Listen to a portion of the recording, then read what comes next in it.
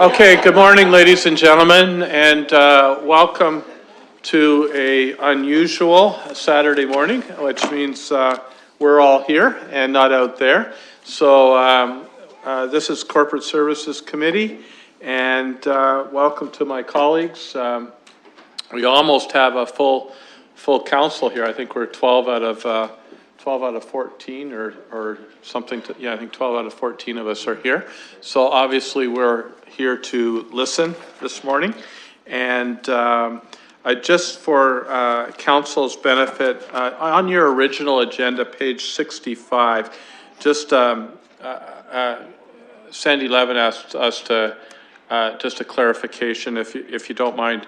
You'll see on page 65, it's Appendix A, and you'll see some highlighted, 3 highlighted on that page on the printed agenda. And Sandy just wanted you to know that those highlighted are ones where the challenger or the newcomer beat the incumbent, just for your reference. And I said that we'd pass that along. Before we go any further, I'll look for any disclosures of pecuniary interest. Seeing none, we'll move on. We're going to start this morning, and to members of the public, thank you for being here. Bright sunny Saturday morning. We're going to start with a presentation from the city clerk, and then I'll look for us to open the public participation meeting. The rules of engagement on the public participation meeting are such that you will have up to 5 minutes to give us your perspective on this matter. And then when the public participation meeting is closed, then I'll be looking for debate and comment from members of the committee, and ultimately a motion or a recommendation or no recommendation to go to council on May 1st. In terms of the timelines of that, I'm sure the clerk will cover that. We actually have a special council meeting slated for May 1st, and the rules of the game are such that council by midnight on May 1st has to make a decision if we're going to implement this in 2018. Otherwise, we can make the decision on May 2nd, and it would be looking towards the next election in 2022. So, as a brief introduction, I'll turn over to our clerk, Ms. Saunders, and take it away, please. Good morning. Thank you, Mr. Chair. We will do a PowerPoint presentation, and then we will follow it with a short video that actually demonstrates how a count would happen in a ranked vote system. What is ranked choice voting? The City of London is currently exploring options to use the ranked choice voting system, a ranked ballot system. This is a system that has been used around the world to tally votes on voting day. Instead of voting for only one candidate, you can choose up to 3 candidates in order of preference. And how does it work? Voters rank the candidate in order of preference on the ballot. So you'll see in this example, the first choice, second choice, and third choice are selected on that ballot. To win, it's not enough to get the most votes. The candidate who receives 50% plus 1 of the votes wins. And this is achieved through a process of elimination. Claims made in support of ranked choice voting, they indicate that it reduces strategic voting, reduces negative campaigning. The winning candidate may better reflect the desires of the majority of the voters, encourages more candidates to remain in the race until voting day without the threat of vote splitting between like-minded candidates. Claims against ranked voting. There's no proven and tested method of tabulating ranked choice ballots in an Ontario municipal election. Results could take longer to determine. Developing new technology and creating new ballots will raise the cost of the election. How are the votes tallied in a ranked choice voting system? All of the first choice votes are added up. and the winner is declared if a candidate achieves 50% plus one of the votes, and they would then be declared the winner. If there isn't a candidate that achieves that threshold, the candidates with the fewest votes are eliminated and a new count begins. So a second round would occur. The ballots that are ranked, that are eliminated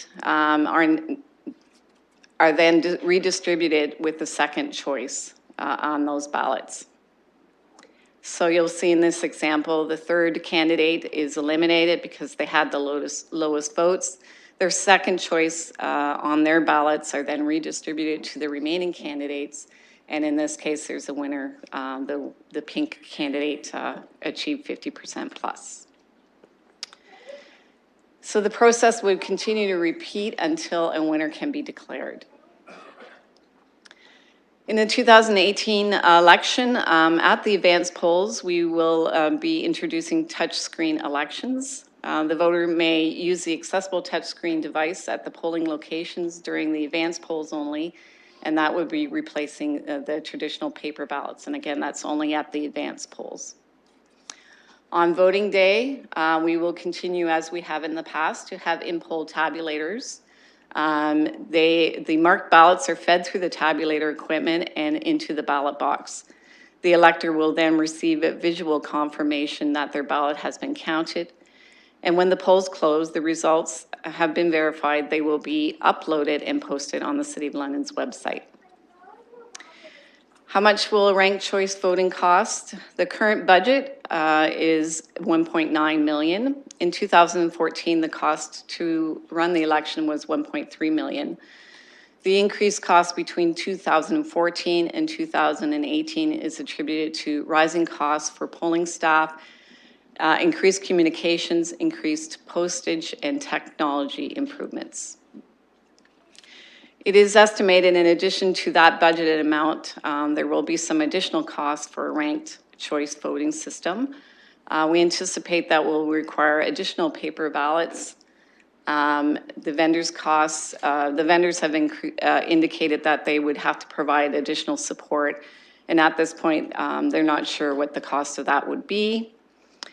We would require additional resources at the polls and additional poll workers. Frequently asked questions. What happens is if a person only votes for one candidate? If a person decides to only vote for one candidate, their vote will be counted as a first choice vote. If their candidate is eliminated, their ballot is considered exhausted. Exhausted ballots would be removed from the count as they could not be redistributed to other candidates. What happens in the event of a tie? Under the current voting system, ties are decided by lot, by putting candidate's name in a hat or another container and drawing to see who wins. This method can also be used with a ranked ballot system. Can someone be elected without a majority of votes or 50% plus one? It is possible for a candidate to be elected without reaching the threshold. For single-member elections, it could get to the point where there are only two candidates left and neither has achieved the threshold. At this point, the vote count stops and the candidates with the highest number of votes wins. You don't have to go through the formality of eliminating the second place candidate, as it's a foregone conclusion that the other candidate would be the only one left. The requirement to reach the threshold gets waived in this particular circumstance because there does not need to be a winner. Where is ranked balloting being used? Currently, there is no Canadian jurisdiction using a ranked ballot process for a municipal election. It's currently being used in Minneapolis and San Francisco and some places in Europe. Further considerations that staff wish to bring forward for you is that the City Clerk's office takes its statutory responsibility for running the municipal election very seriously and puts an extraordinary amount of time and effort into the election process. We have an obligation to Londoners and of course to Council to fully examine all aspects of the election process so that any decisions are made in an informed manner. The election runs as smoothly as possible and is run in the best interest of Londoners. Based on the information we have examined to date, the following matters remain of concern to staff: equipment testing and results, election recount, voters, maximizing the objective of a ranked ballot, financial investments. Equipment testing results: no vendor has tested and certified software that supports the algorithm to set out in the Ontario provincial legislation for municipal elections. This leaves staff with no assurance that vendors will be able to fulfill the requirements of a ranked ballot process for 2018. Election recounts. Based on past experience, it is possible that the results of any new counting process may be challenged and there could be a need for a recount. The recount process could be very challenging and costly to the municipality. Timing for completing a recount could impact when council members are able to be sworn into office. Voters. A significant investment in public education is important if the city were to move to a ranked ballot, in order to ensure the voting system is well understood and the election runs as smoothly as possible. However, even with additional public education, it is likely that movement through the polls may be slower than what people may have previously been used to as they adjust to the new process. Maximizing the objective of a ranked ballot. A common observation through the various open houses was that in a number of instances, people's resistance to a change to a ranked ballot system was alleviated when they found out that they could just select one candidate and were not obliged to rank multiple candidates. While voting for just one candidate is certainly any voter's right, voting for just one candidate mitigates the intended benefits of a ranked ballot, ensuring majority support. Financial investments. It is fully expected that additional funds may be required to run a ranked ballot election in order to put the necessary supports and systems in place. Additional costs will be incurred for any recounts or by-elections should those situations arise under a ranked ballot process. And this is the information if you wish to contact. In summary, it remains staff's recommendation to council to not move forward with ranked ballots for the 2018 election. And now we have a video to play for you.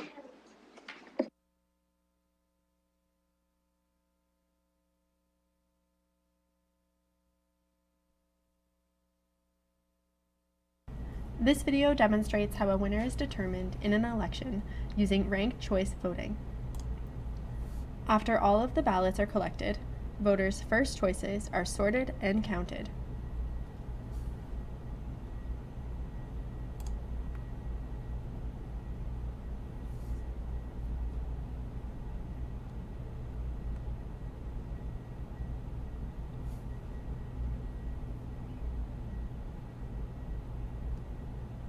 There are 30 total ballots in this race.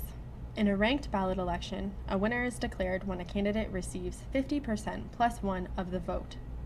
So, in this scenario, a winner will be declared if they receive at least 16 of the total votes.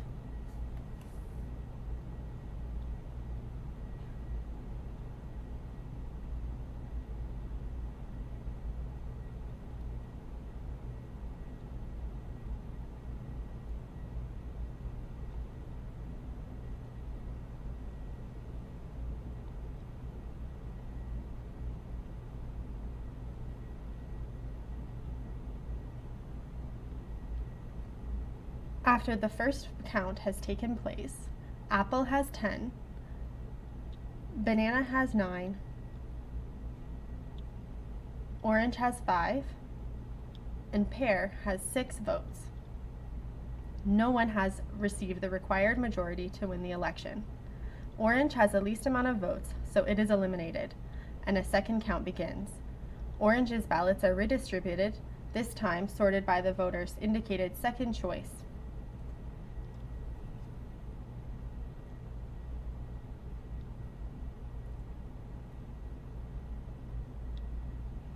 After the second round of counting, no candidate has the required majority to win this election. And because Pear has the least amount of votes, it is eliminated. Pear's ballots are redistributed, again by the voter's second choice. Here, the voter's second choice was pear, but pear was eliminated in the second round.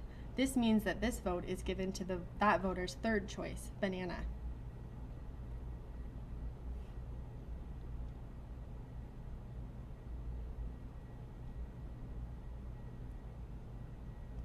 After the third count, apple has 13 and banana has 17 out of 30 votes cast.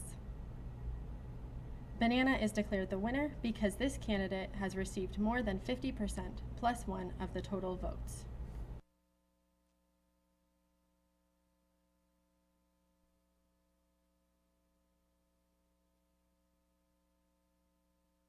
Thank you, Mr. Chair. That concludes our presentation. Thank you, Clerk. Just at the outset, I prefer bananas over apples anyhow. So.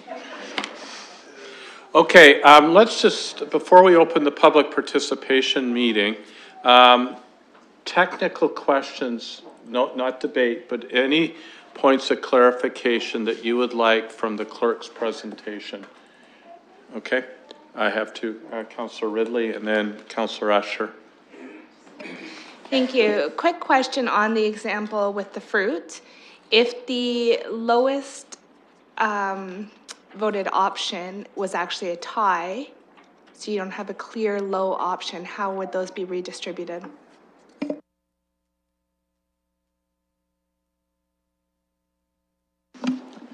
Under the legislation, it would be eliminated by draw. But only if it was in the first round. If it was in the second round, they would look back to the previous round to see who had the most votes, and the candidate with the lowest amount of votes would then drop off. Councillor Usher. Thank you, Mr. Chair. Good morning, everyone. Through you to the clerk or anyone who can answer this question. Do we know of any vendor who can supply the appropriate equipment to do the calculation of this at an election time? Go ahead. There are several vendors out there that conduct elections all over the world. They have conducted ranked ballot elections. They do so that we've used the previous vendor. The vendors we have used do conduct ranked ballot elections in San Francisco as well as Minneapolis. They also do provide support to party elections. But at this point, there isn't an algorithm developed based on the Ontario legislation. And I noticed in the budgetary item you had, I believe, it was $10,000 for vendor. If that is wrong, could you correct me? If that is correct, do you think that you could find a vendor for $10,000? That $10,000 is just for the additional support, and there is a notation that doesn't include the development of the algorithm. If we were to have to invest in that, it doesn't include that because right now we're unsure of that cost. So through you, Mr. Chair, that is over and above the $322,000? Yes, and that's over and above the cost that we already pay to the vendor. If I may, just to follow up on that, so they have not given any guesstimation of what the development cost of the would be at all? Through you, Mr. Chair, no, they haven't at this point in time. And I just want to clarify, when you spoke of equipment, the tabulators will still be available to us and they're fine. It's how the algorithm is developed and how it is counted that hasn't been developed within a municipal election context in Ontario. That's the part that's the unknown. Councillor Van Holt. This is a question through the chair. You seem to be suggesting, the staff, that we'll have to pay for the development cost for the algorithm. Does that mean we'll own the intellectual property as well and be able to generate funds from that from every other group in Ontario that might want to use this? Anyone want to take that one on? Ms. Smout? Thank you. In response to the question, it would most likely be a contractual matter that would be negotiated between the city and the company that would be producing the hardware and software for the election, so we wouldn't have an answer for you at this time.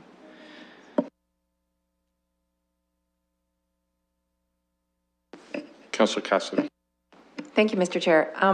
As far as the algorithm goes, so Minneapolis, as an example, they have their own algorithm. How much different is the requirement under the Ontario legislation? And so how difficult would it be to modify what already exists?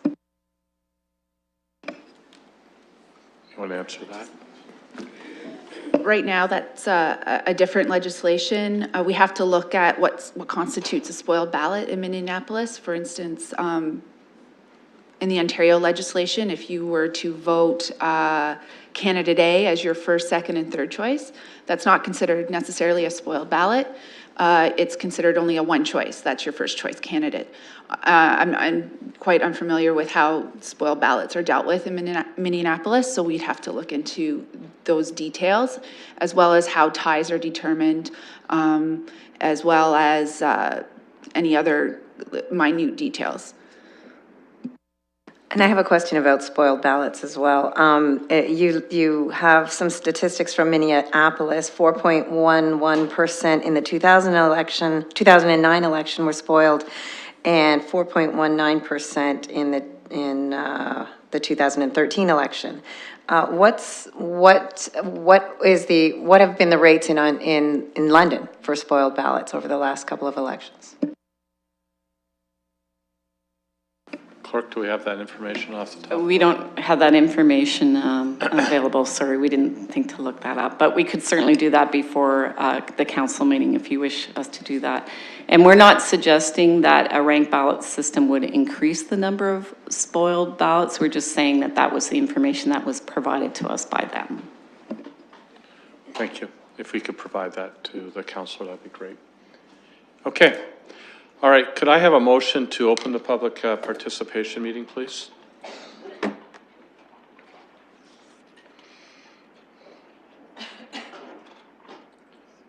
Yes. Okay, it's been moved, seconded. I'll call the question, please.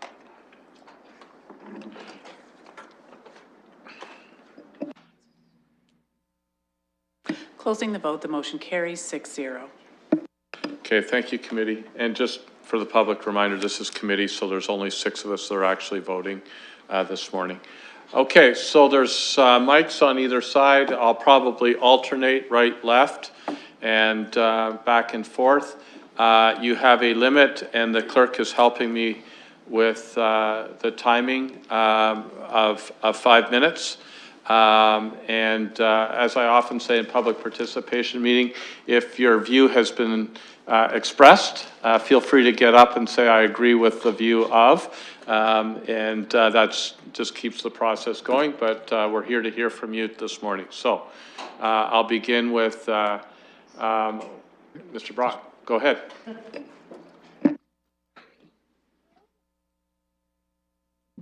Sorry, Bill, you were up to the mic. I recognized you. Sorry, thank you. This is on? Yes. Mr. Chairman, my presentation is about people. It's not about a system that people want to try in London because it would be unique, we'd be first. What I want to point out to you is London is unique, but it's not because it doesn't have ranked balloting or nobody else has it. Ranked ballot was intended to get better winners, which is similar to the compensation task force, which was trying to social engineer to get better candidates. Reasonable to indicate that if an incumbent is running, most votes that oppose the incumbent vote for someone else. So it's reasonable to look at and say that the reality is 9 times out of 10, the person in first place won't win. I find it difficult for somebody to say, I'm not going to vote first for the number one, the incumbent, but I'll vote second for him. That's not the way it would work. I want to point out to you, Mr. Chair, and you're the person that I learned this from, and I think it's relevant. You said that never make a decision till you've heard all the information. And then you make an assessment, then you discuss it, and then you make a decision. I want you to remember that in 3 elections ago, 3 candidates took on an incumbent who likes chickens in the backyard. They lost because they split the vote. In the last election, Councillor Helmer and Cheryl Ruth from the London Transit Chair, they decided that if we both run, we'll split the vote. So we lost the potential of having another woman on the council because she backed out. But it achieved its success in that case.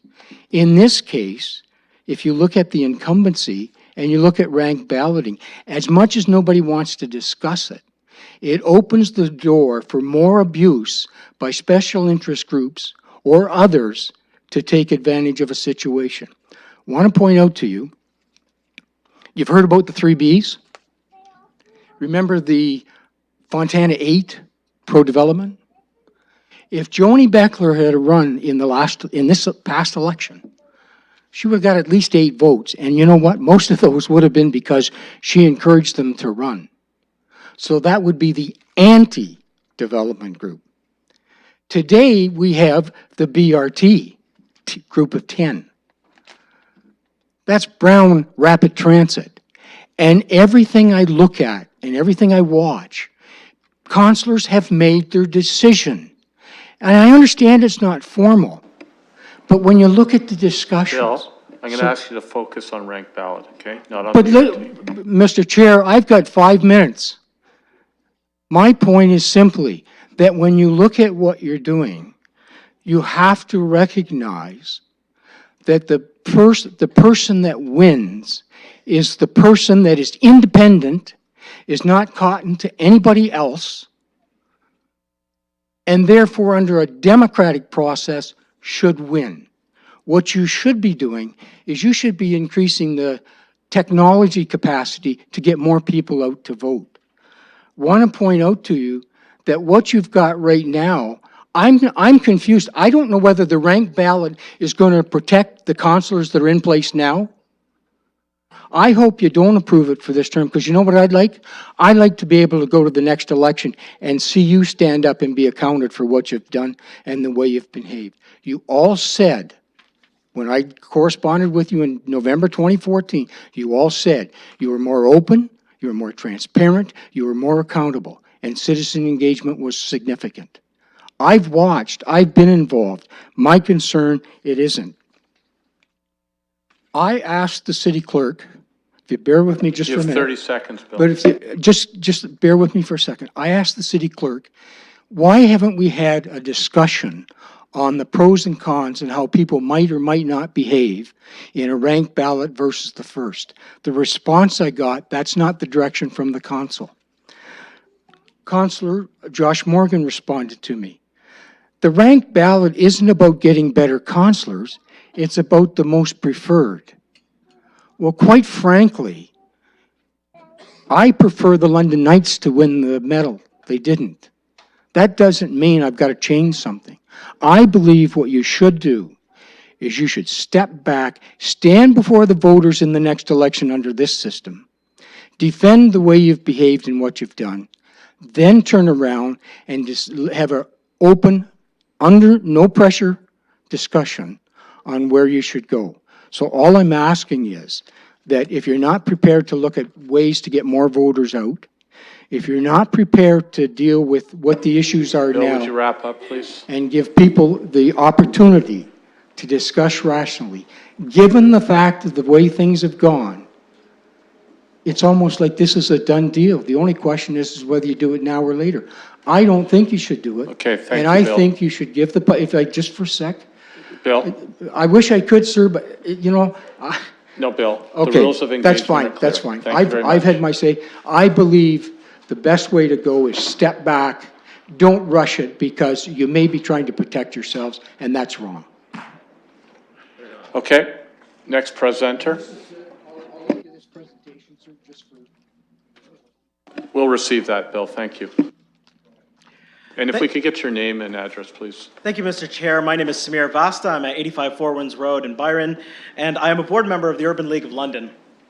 There was a hashtag being shared on social media this past week. Sorry. Could you tilt the mic towards you? Thank Sure. you.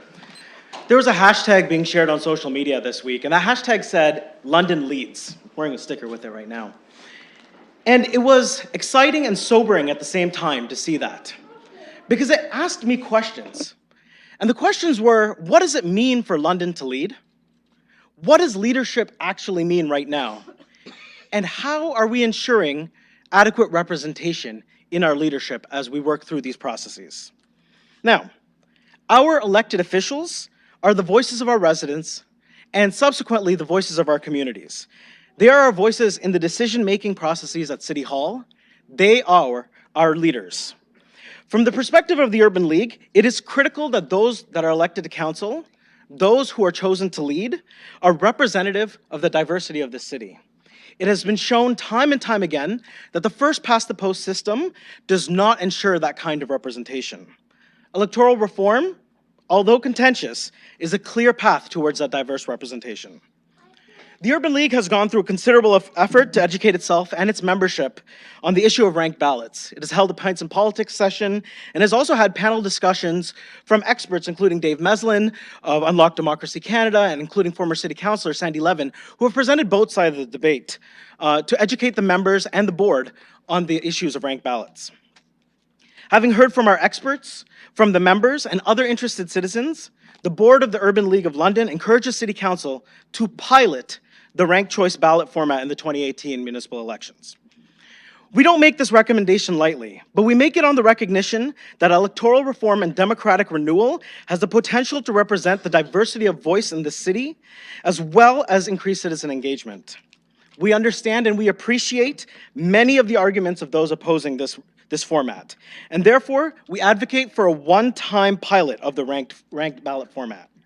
This trial will allow residents and elected officials to adequately evaluate the efforts of the reform and to assess its success in adding diversity to the candidate pool and increasing civic engagement. London has historically been a place of trial and experimentation. We encourage London to capitalize on that culture of experimentation in this area of electoral reform. I keep thinking of that hashtag, London leads. What does it mean for London to lead? It means making sure our leadership truly reflects who we are, but it also means showing the courage to take the steps to get to that point. As such, at the board of the Urban League, we encourage the city to pilot the ranked choice ballot format in the 2018 municipal election. Thank you, Mr. Chair. Okay, if I may, we all have our, what I call our amigos and our enemigos, the things we like and the things we don't like. Let's just keep the applause and conversely any boos inside. That way it allows those that might think differently to feel uninhibited to express their opinions. So while you may agree, you can express that outside of the chamber with a personal congratulation, a tweet or a Facebook, but inside let's not do that, okay? Thank you very much. Sir, go ahead. Yeah, is this on? Yes, okay. I see my beautiful friend sitting down there, the city clerk there, and we've had some discussions on this. Okay, so can we get your name and address so that just so we... Yeah, Gail Cooper's my name, 16 Thorncrest Crescent. Okay. Been here since 1976. Anyways, I'm from the old school, and you know the old thing, KISS, keep it simple. That's my story on it. And I don't like to be the guinea pig. This could cost us $1 million, this system, before it's all figured out. We have no idea. Nobody will even guarantee it. Am I right or wrong? And I talked to my beautiful friend there, and we did a mock-up on the last election, didn't we? And it didn't change nothing, did it? Did it? The clerk can neither confirm nor deny. Yeah, well, I'll confirm. Let me just defend her. There was no change in the turnout of it. And I'll just say where my ward is, there's the man there, Mr. Turner. I forget the girl that screwed up, doesn't matter. He was the only one that come around the door and talked to me. I guess there was 3 or 4 or 5 others running. There was no literature, no nothing. So if I can't look a man in the eye and get the feel of him and talk some things back and forth. So maybe sometimes this ranked ballot could work, sometimes it won't. But we got bigger fish to fry, and I ain't gonna get into the fish fry today, than worrying about ranked balloting. Kathleen Wynne, this is coming out of Toronto, am I right? She's telling us we're gonna be the scapegoat.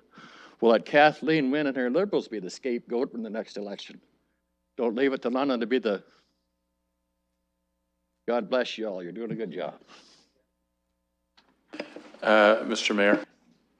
I'll call it just rising on a point of personal privilege. I'd ask that anyone presenting from the gallery today just recognize that it's 2017. Terms like girl, terms like look the man in the eye, I think that we need to call those and ask that people keep that in mind. This is language I think we should expect in our chamber. So the mayor is absolutely correct in terms of the respectfulness of language. Obviously, we want everyone to feel fully welcome and fully embraced. And so that's where that comment's coming from. So thank you for your comments, sir. Next speaker, please.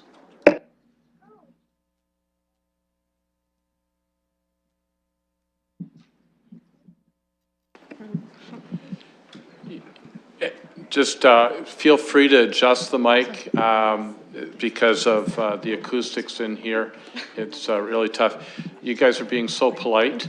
Why don't we start with the right because we're alternating. Go ahead. Your name and address. Thank you very much. My name is Amber Cantel, and I live at 44 Alexandra Street. I'm a big believer in democracy, and I voted in every federal, provincial, and municipal election since I've turned 18. My vote has never counted at the federal provincial level, and politically, as a Canadian, I've had all the impact on our governments at those levels as I would if I had never been born. And I think it's clear that first past the post is largely what has driven that. I've been more lucky municipally. I've had councillors I've voted for get in, which I like. It's nice. It's a novel experience for me in some regards. But I'm sure there are many Londoners that can't say that. And I think it's important that whatever level you're voting at, that every citizen in a municipality that's eligible to vote has that vote mean something. And maybe they aren't all equally weighted, if your vote's thrown out or not thrown out, but at least with something like ranked ballot, everyone's vote gets considered at least to some extent, which would be an amazing change. I think it's very rare, we've heard in the last week, on electoral reform, the federal government saying, oh, we've had the biggest petition in Canadian history, but we don't think there's enough support for it. I think what the place we're in as a country right now is that there's growing interest in electoral reform, and Canadians are becoming more informed on that issue, but we're still in the early days. And I think oftentimes you need to have sort of proof of concept and somewhere to point to and say, this is happening there and it works, in order to get things going and for people to believe that you can make change for the better. I think it's very rare a municipality has the opportunity to do something great for its nation. I think London has the chance to do so, and I urge you to do so today. Thank you. Thank you very much. Now we'll move across to the other side. I'm Amanda Stark, and I live at 1535 Trossachs Ave, and that's in Ward 5. And I'm glad I let her go first because I echo everything that she said. I'm very excited as a newly engaged Londoner in a municipal level. It's exciting to have the opportunity to create change. And I have grown up in a typically conservative environment. Not to say anything about the actual party politics, but the mentality. And now I'm at a stage of life where I'm making decisions for myself. I bought my own home and that kind of thing. And it's exciting to see the changes that we can create as an individual, as a young person. And I totally respect my elders and the things that they have seen and that the experiences that they've had. However, I do want to encourage them to open their eyes to the awesome opportunities that we can access, the digital systems that are now in place, the opportunities that we can have, as was mentioned about the sure, it's being done in the States. And so what can we do to piggyback that and then use that as an opportunity to maybe make money in Canada? Like, I think that's exciting. And I also think we need to consider I really appreciate the comments made about the language and that kind of thing, and that we are in 2017. And that this is a new generation of people coming up who want to be heard, and I'm a part of that, and I'm willing to be one of those who goes out and spreads the word and inspires others, and I'm excited to hear that there are those like me here. Thank you. Thank you very much. Next speaker, please. Looking to the right side or left side, however you see it. Go ahead. Thank you, Mr. Chair, fellow councillors, and fellow citizens. Thank you for being here today. I believe this is an important topic. I'm sorry, Elizabeth Pelosa. Can we get your name, please? Elizabeth Pelosa, 62 West Winds Drive, London. I'm also a mom of 3. I started behind the scenes in politics 10 years ago when my son was born, as I wondered what was actually happening and who was making these decisions. I'm glad that London's considering this and considering being a leader in it. So many things are important. In regards to the other gentleman who brought up the KISS rule, please don't insult people assuming we can't count to 3. You get a choice. There's 3 options. If you choose to only pick one, that's wonderful, and those people can still be accommodated under this new ranked ballot system should it go forward. I've knocked on several doors, many doors actually, throughout our community with various candidates, and it broke my heart to meet people late middle-aged who always felt that they voted every chance they could, and not once the person they picked was elected in provincial or federal politics. Here in London, we have a chance to be a leader. Yes, it means being brave, maybe a little bit more money, as these systems need to be built around us, but that's what happens when you go first. You're first. So please consider this, hear our words, and consider letting London be a leader in this. Thank you. Thank you very much. Hello. Yeah, I guess I'll have to step down. Sorry, short problem here. Okay, my name is Vicki Van Linden. I live at 431 Ridgewood Crescent, London. I really want ranked ballots. And, you know, for the people who are referring to old age, believe me, some of us older folk are eager for change, maybe more eager because we've been waiting for 40 years for change. And regarding change, I just want to say I'm going to bounce from a thought to thought for the sake of time. We shouldn't change just for the sake of change, but neither should we stay the same just because the same is what we've always been used to. And, you know, since looking at the idea of electoral reform federally, I've spent a lot of time looking at this.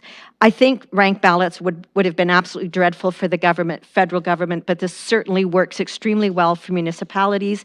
We're not electing majority parties. We're not electing,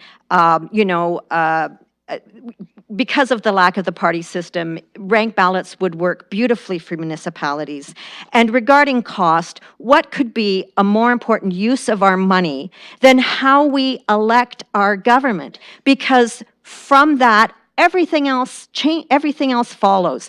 You know, for people who say we should just be fixing roads, well, whether the roads get fixed or roads get built or bridges or every other thing depends on who we elect. So if this is penny wise and pound foolish to want to pinch pennies on this. Looking at majoritarian governments, I think if governments were formed today, they would never be formed. They're the absolute worst. I feel so confident in saying first past the post is the absolute worst system that could ever be invented, and we Canadians cling to it because there's something about Canada, fine people though we are, that seems to be so stuck in the mud and resistant to change. Looking at, now I know we're looking at now national elections, but in looking at the Scandinavian countries and the Netherlands, who rank in some of the most stable governments in the world, and also several of those countries are ranked in the top 10 stable economies. The top 10 stable economies do not use majoritarian voting. So to hear this, I'm offended as well by this keep it simple business. So are Canadians so simple that we can't count to 3? If that's the level of disrespect that we have for citizens, no wonder we're not as successful as some of the Scandinavian countries. And by successful, I mean high, they may not be the world leaders in defense or even GDP, but very successful in the quality of life that they offer their citizens. So I think that Canadians, even old folks like me, can figure out how to count to 3 and probably can be just as smart as someone in a Scandinavian country and someone in the Netherlands. I want us to expect more from citizens. Some of you know that I irritate you and bug you because I expect more from you, but I expect more from my fellow citizens too. So people who are willing to blame everything on council, I have no sympathy for that either, and I don't think you should either. We all know, remember the London Free Press comments, people who just like to complain, but don't seem to come out, don't seem to be engaged, don't seem to take any responsibility to move things forward. I expect more from citizens than that, to just be complainers. So I think ranked balloting doesn't ask very much of citizens at all. And regarding the special interest groups, oh my heavens, those fearful people. Well, I've belonged to a special interest group ever since I became politically engaged. So look at me, this senior postmenopausal arthritic old woman is one of those special interest groups that we evidently have to build up barriers to keep out. Well, everything good that we look at modern society came from a special interest group, from civil rights, voting for women, oh, those crazy suffragette kooks. What about those people? Vicki, you got 30 seconds. Okay, all of those were special interest groups. So we have not seen special interest groups taking over governments in the countries that I've talked about. And please, let's stop being afraid and let's just do this. Thank you. So I'm going to reiterate my, and to the mayor's point, let's take a little concerns. Feel free to express your opinion without putting down someone else's opinion. And also, let's be careful about ageism, okay? I have 2 presenters down on the floor that have a PowerPoint, so we'll come to you next. Or, are you ready to go? Why don't you go, and then while we just kind of get the PowerPoint up. Go ahead, sir. Your name? Mine's very short. My name's Dan Levac at 64 Villeneuve Crescent in London.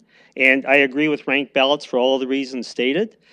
And I also think this is an opportunity to take a leadership role in technology and to get that developed and lead the way in Canada to get that working the best we can. A little opportunity here, that's all. Thank you. Shauna, Anne-Marie. For the record, names, addresses. Of course. And before I begin, though, Mr. Chair, may I ask you to alert me when I have 1 minute left? I'm sorry. She wants an alert at 1 minute. Oh, yes, Is that okay? absolutely. Thank you. My name is Anne-Marie Sanchez, 1583 Thornley Street in Westmount. Shauna Lukowitz, Windsor Ave. Thank you. So we are part of Women in Politics. It's a citizen-led grassroots organization which aims to engage and increase the participation of women with politics. And we are in favor of ranked ballots.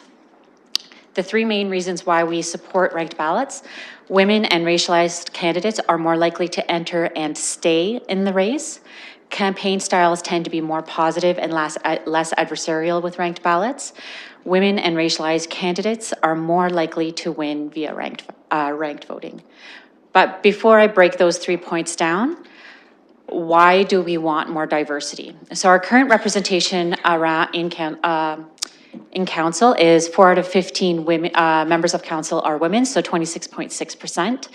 And we have 2 out of 15 members of council who are people of color.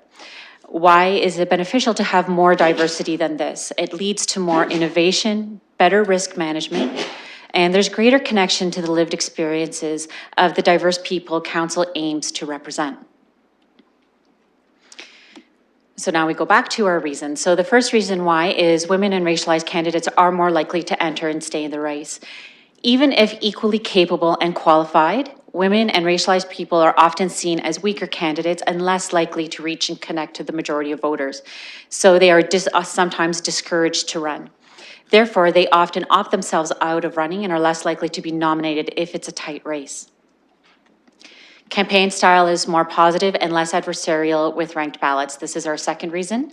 So women tend to be less adversarial and run more positive campaigns. So this nature of campaigning lends itself to having more women. Women and racialized people are often subjected to more hate and harassment during traditional campaigns. So more positive campaigns reduces this barrier and encourages more to run. And our third reason is for women and racialized candidates are more likely to win with ranked voting. So there's lots of data already that when women and racialized people, racialized candidates enter and stay in the race, they do win. And therefore, if there's a greater likelihood of them running, then there's a greater likelihood of them winning. Positive campaigning, as I mentioned before, helps women and racial candidates to succeed. And in this style of ranked ballots, it allows for multiple candidates who appeal to the same community to run without risking splitting the vote. And just want to address some of the critics and the perceived barriers. So some people fear that this system is confusing. It's important to note that if people still only want to choose their first choice, they can still do that. That is not a spoiled ballot. And as Kathy Saunders had mentioned before, the city clerk, she had mentioned once it is explained, people do find it rather easy to understand. There is this fear that it's complicated to change the system because we would be the first in Ontario, but it's important to know that we aren't the first in North America, and we can lean on other communities and cities who have used ranked ballots. And then another concern is that there is no extensive data to prove that it improves diversity. While there is no extensive data, there is data that shows there's a positive correlation with more women and more racialized candidates entering and winning with ranked ballots. And if we want more extensive data, we need more communities to use ranked ballots. And we hope that London chooses to be a leader in this regard.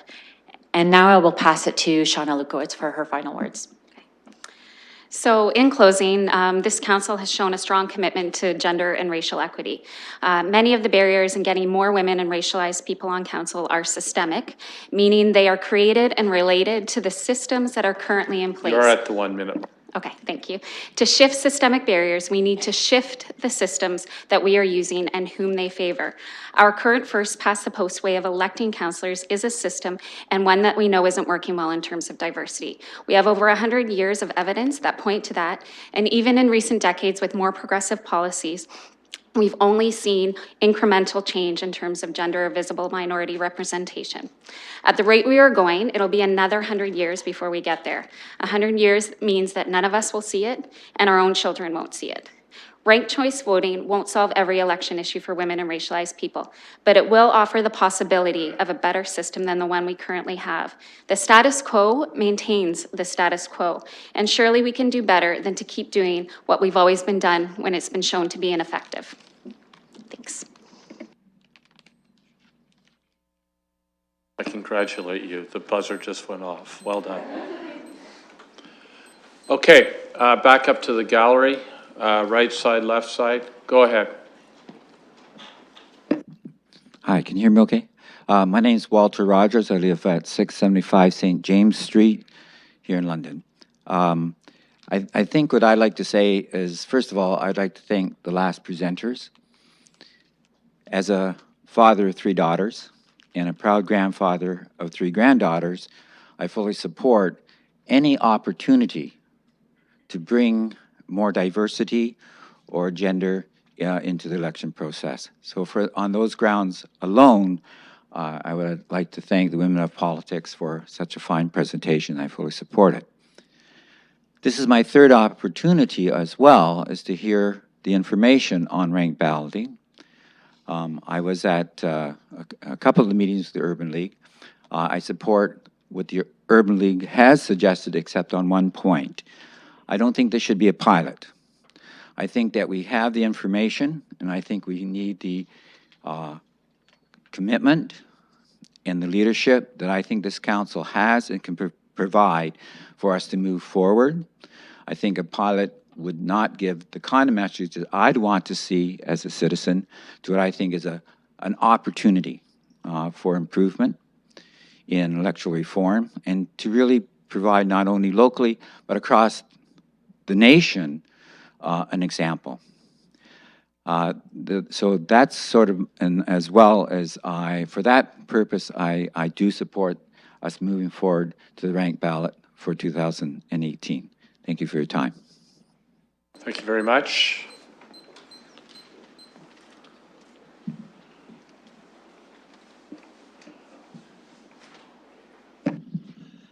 Gary Brown, 59 Rideout Street South, 35A, London. And before I speak, I'd like to thank all of you for taking your Saturday out to deal with this important issue. I do realize that this means time away from your family and your loved ones. It always does, and thank you for being here to listen. It's very important.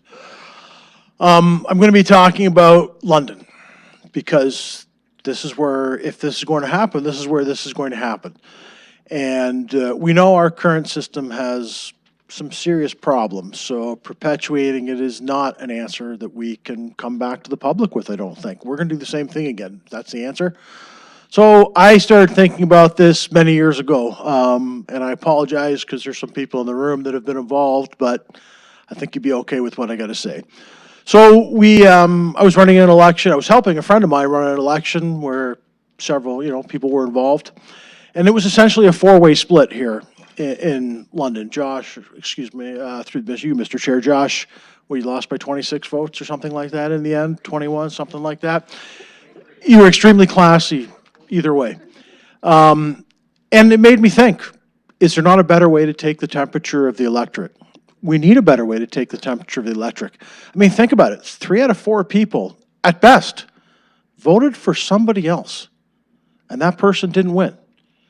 I'm not questioning legitimacy of who did win and whatsoever, but they won under the rules that existed at the time. But is there not a better way to take the temperature of the electorate? I mean, I'm not kidding. This was about a 22% for everybody there. So let's fast forward to the last election.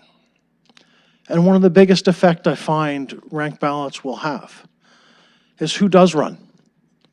I know I didn't run, but I was considering it. Strongly considering it. So was somebody else, and so was somebody else. But we all knew that if we ran, under the current system, the incumbent wins. We'll probably split the vote 20, 25, 25, and about 35 for the incumbent. They win the election. So we knew 2 of us had to step aside. Nobody asked anybody to step aside, because it would change the nature of the debate. You would have 3 people up there not debating on BRT or whatever, but we'd be debating on how we do it. It's a very different conversation than what you hear. And I think ranked ballots allows more people and more conversations into an election. We wouldn't be debating a housing first strategy for London. We'd be debating how to do it. That's a different message going to the people. And that's because different people would be involved in the election. 2 of us stepped out because we knew somebody had to win. We did not, and that's reflected in my community. So we had behind-the-scenes meetings. We had unofficial primaries. But the voter didn't get to decide who ran. They didn't get to hear everybody's voice. And I don't think that's what any of us really wanted in the bottom of our hearts. We were all comfortable with the voter deciding. We just, under this system, the voter doesn't get to decide all the time. They can vote for somebody else in majorities, as we have people who won, where 2 out of 3 people voted for somebody else. Is that really what we're intending to be the results of an election? Is it a minority of people said, we think you should be our counselor? I don't even think there's a counselor up there that really thinks that, to be very honest with you. So, you know, this council who I trust extremely, you have the choice to make for next election.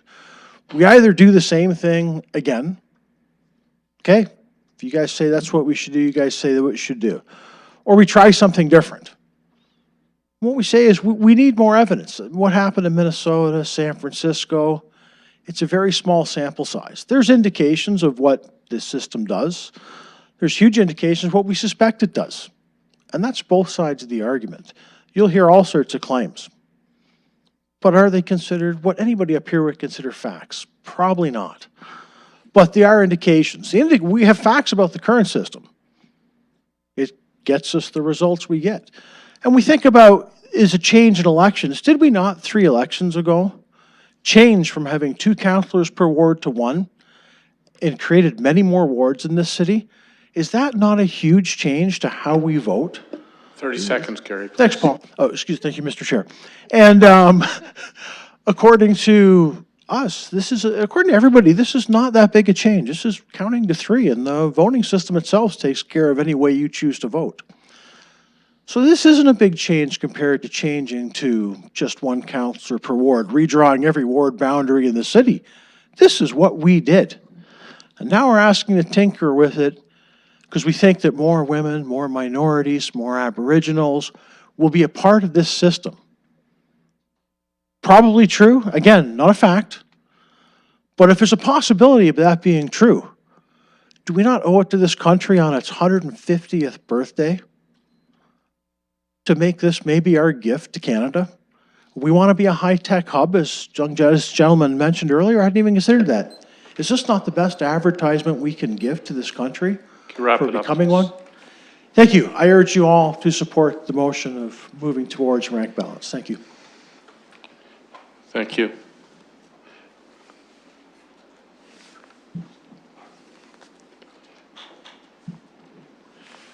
We'll go over here and then over here. Go Good ahead. afternoon. I'll just be brief. Jeff Lucas, 85 Wilson Ave. I just want to thank all my fellow citizens who showed up and showed some interest in the way politics works and for all the great presentations. I support, obviously, ranked ballot and the things that have been put forward. I also want to thank council for providing the forum that we can discuss this and you actually get true feedback from the citizens. So thank you. Thank you. Ma'am? Hi, I'm Jolene Hunt, and I live at 31 Milford Crescent. So I feel pretty inspired and excited to be in London right now because out of 444 municipalities in Ontario, this is the only one poised to make ranked ballots a reality in 2018. And that's awesome. That makes me really proud to say that I'm from London. And it means that London's in a position not only to be a leader in Canada, but a leader in democracy. And I mean, earlier council mentioned a few possible challenges and costs associated with this. But when it comes to democracy, that's not an appropriate way to think. You have to do what's right, not just what's easy. But in this case, we're lucky because it's both. Ranked ballots is both right and easy. So the costs associated are small. It's okay to go first. We don't need to be scared. I mean, yeah, basically, I think it's time that we give ranked ballots a shot in London and show Canada how London leads. That's it. Thank you very much. Shobhata? Good afternoon. My name is Shobhata Sharma. I live at 363 Colburn Street. Obviously, there's a big momentum here that we're seeing and we're witnessing in favor of ranked ballots. I'm obviously in favor of ranked ballots, but I think as we move ahead in this direction, I would urge this committee and council to keep communications at the heart of this conversation and of this process. Yes, there have been public information sessions and there have been Facebook ads, and I know that some councillors are promoting it on their own dollars and hosting sessions, but I think we need to go beyond that. I think there really is an opportunity to engage more than the group of citizens who are here. I know that we have a really engaged group of citizens, but this group of citizens is really small. We're a city of 380,000 people, and I think it's really important that if we are making this change that's going to make our council more representative, then we need to take the right steps to be able to communicate this change to people in a way that they feel more comfortable casting their vote in the next election. Thank you. Thank you very much. Across to this side. Hi, my name's Dave. I live on 15 Lauder Avenue in Toronto. Last name, please. Dave Meslin, M-E-S-L-I-N. It's really an honor to be here. And I also want to acknowledge the fact that I'm not a Londoner. And I've heard some people say, why is this guy coming to London trying to tell us what to do? I'm not here to tell you what to do. I'm here to tell you that I'm jealous of what you've already done. And I'm ashamed that our council didn't even have the guts to have a consultation, that our staff never had the opportunity to create the amazing materials in town halls that your citizens have had the chance to do. So thank you for leading already, regardless of what decisions you make today or next week. Your staff have led, your council has led. And as a Torontonian, I'm jealous and inspired. We live in a time of disengagement, of apathy and cynicism. And while the private sector constantly innovates and tries to find new ways to keep consumers happy with new products and what do they want in their cars and their coffee and their jeans and their music, we're still using the same voting system we used 150 years ago. So what we're talking about is, why don't we try and innovate in the field and realm of democracy in the same way that we do in every other part of our lives? We're not wearing the same clothes we did 150 years ago, driving any cars 150 years ago. Innovation is really important to moving forward and making things better. The benefits have been stated by many people: more voices, more civility, more diversity, and fair results. And we have data on all those points from the many cities across the US and across the world who are using this. I want to just debunk some of the myths that have been put out there. Confusion. I think we heard it best from someone here who said it's insulting to suggest that any Londoner won't know how to count to 3. The suggestion that it won't change the outcome. You can't just look at the math of 2014 to see if it'll change the outcome in some ward, because it changes who runs, and it changes how they run, and it changes how people vote. You can't go backwards and try and figure out from the data if it would change. And even if someone wins on the first round and then wins on the last round, that doesn't mean that the runoff didn't change the outcome, because that person might not have run anyways. And then I really want to address this issue around the certification and the software and the algorithms. I have an email right here from Dominion Voting, John McKinstry, Regional Sales Manager of Dominion Voting, who has run your elections before. I asked them, are you guys ready to do this? Dominion's tabulators fully handle ranked ballots. We are ready to deploy to any Ontario municipalities who wish to run ranked ballots. And then I asked specifically about the algorithm. There is no election system certification process in Ontario. Our tabulators are ranked ballot ready and are able to handle the Ontario government regulations and algorithms. The Ontario regulations are pretty straightforward ranked ballot methodology. Dominion is currently implementing our tabulators in ranked ballot configuration for the Conservative Party of Canada nationwide May 2017 leadership election. So this is out there, it's done. A 12-year-old could write this algorithm. It's just addition. And then the thing about spoiled ballots, really important. Minneapolis had 1 spoiled ballot in their entire election. The 4% term from the staff report is not correct, because they use the word spoiled ballots in a different way than we do. They call them invalid. Their 4% were ballots that went into the machines, weren't filled out correctly, were spit back out, fixed, put back in, and counted. They had 1 spoiled ballot in their entire election. France is having an election tomorrow for president. Thank God they're using a system where the first place winner isn't going to be declared the president. They're going to have a runoff where you need 50%. The Conservatives are doing the same thing with a ranked ballot, and so is the NDP a few months later. And so does London. When you appointed a replacement for your own mayor, in this chamber right here, your own procedural bylaw says the name receiving the least amount of yes votes will be removed from the slate of nominees until a majority of council supports the nomination. Why do you get to do that, but not the residents you represent? So let me just close by saying, give it a whirl, do a pilot, see if people like it. You can always switch back. It won't fix everything. I'm writing a book right now called 100 Remedies for a Broken Democracy. Ranked ballots is just one of them. This won't fix everything, but it will make things better. Lastly, for those councillors who are saying, we should wait and let someone try it first. If everyone did that in life, nothing would ever change. This world relies on leaders. So the only question now is London ready to lead? And I pray that you are. Thank you. Thanks for making the trip, Dave.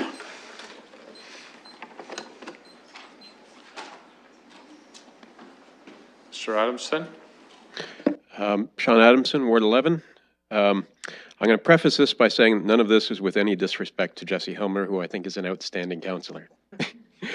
In 2014, we lost a great candidate in Ward 4. Many of you know her and know how hard and long she worked on her campaign and how she continues to work to make London a better place. She's one of London's best, and she deserved to be on that ballot as much as anybody around that horseshoe right now. With ranked ballots, Cheryl Ruth could have remained on the ballot without concern for splitting the vote. But she loves her ward and she loves her city, so she entered her campaign so her ward could move forward. I look down at the horseshoe regularly and I see 4 women out of 15 representatives. We hear a lot about diversity in these chambers. The ranked ballot is the single best policy change that you can make to move the ball forward. Our democracy should evolve to reflect society. Lead us there. Let's show Canada that London innovates, that London leads. And I echo Gary's thanks to you and staff for taking time on a weekend to engage the public. Thank you. Thank you. Anyone else? This is when I start my countdown. Going once, going twice. Okay, that always scares people to the mic. Appreciate that. Up on the top, on the far side. Okay, we'll go to you. Go ahead. You're at the mic. Go ahead.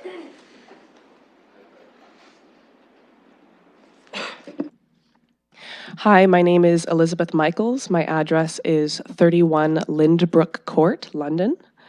I understand that ranked ballots are very tempting and that first past the post has a great deal of faults that cannot be rectified.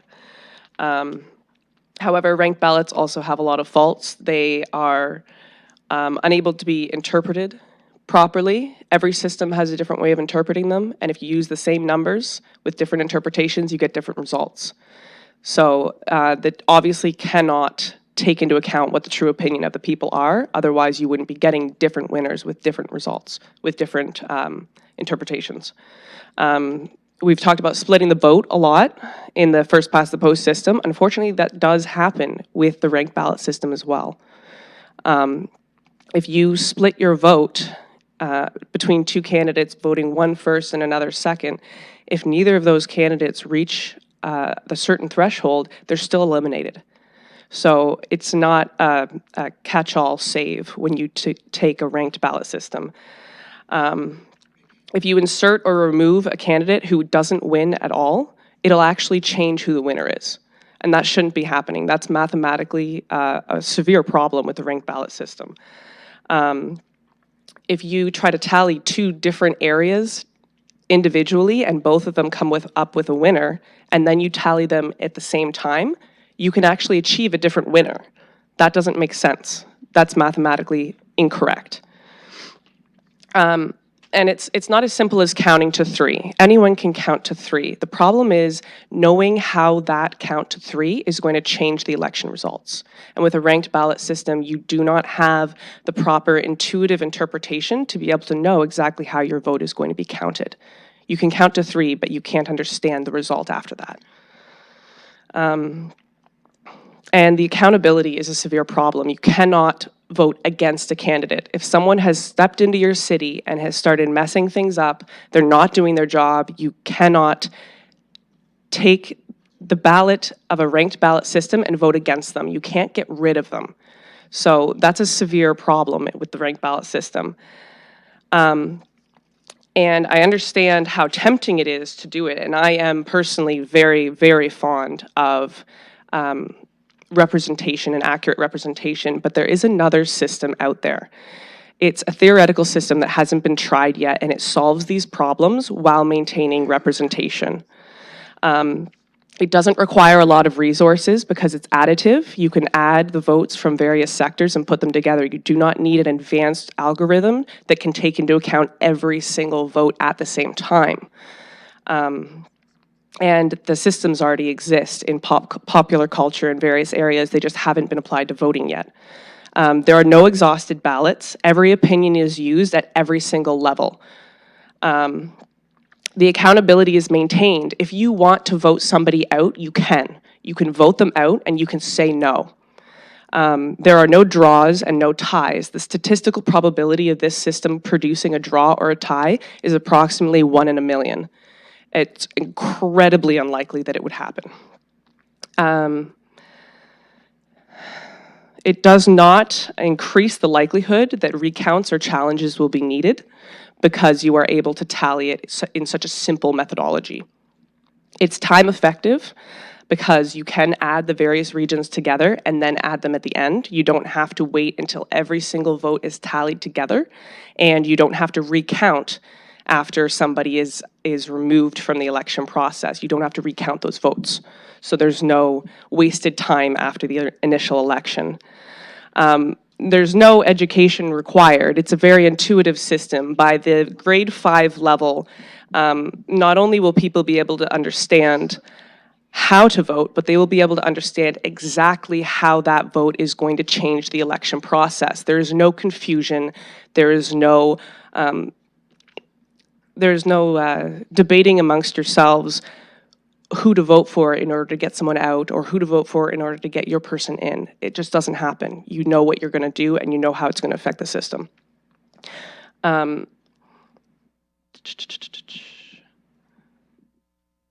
It has the same deciding power as first past the post and the same ability to express opinion as the ranked ballot system. There is no requirement for spoiled ballots because within the ranking system, you are able to say that you do not agree with the candidates or do not agree with the way the government's going. And the only 30 seconds. Thank you. And the only cons about the system is that it hasn't been done before. It's completely new. No system in the world has, as far as I'm aware, and I've been looking for this for about a month, no system has ever tried to accomplish this. And the reason I didn't tell you about the system is because I didn't want to muddle it. I didn't want to come up here and confuse people with only 5 minutes of trying to introduce an entirely new system. And so I would ask your indulgence to allow me to speak to you or speak here again with more time and inform you about the exact methods of how this system works and how it would be implemented. Oh, I'm sorry, our rules for engagement today are 5 minutes. Depending on what committee and council decide, then there may be another opportunity to look at another system. I've heard the word pilot used, and that always means that there's an openness to something else down the road. So thank you very much. Certainly. Okay.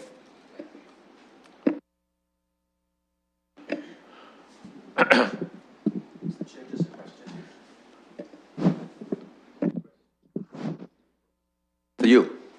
I'm just wondering if we're getting these notes from these folks. Yeah, if you have written notes, the clerk will receive them, and then they'll be included for all members of council as part of the report, okay? And you can either provide them today or you can email them into the clerk as well. Up on the left. Good afternoon. My name is Mohammed Musa, 155 Thornton Ave.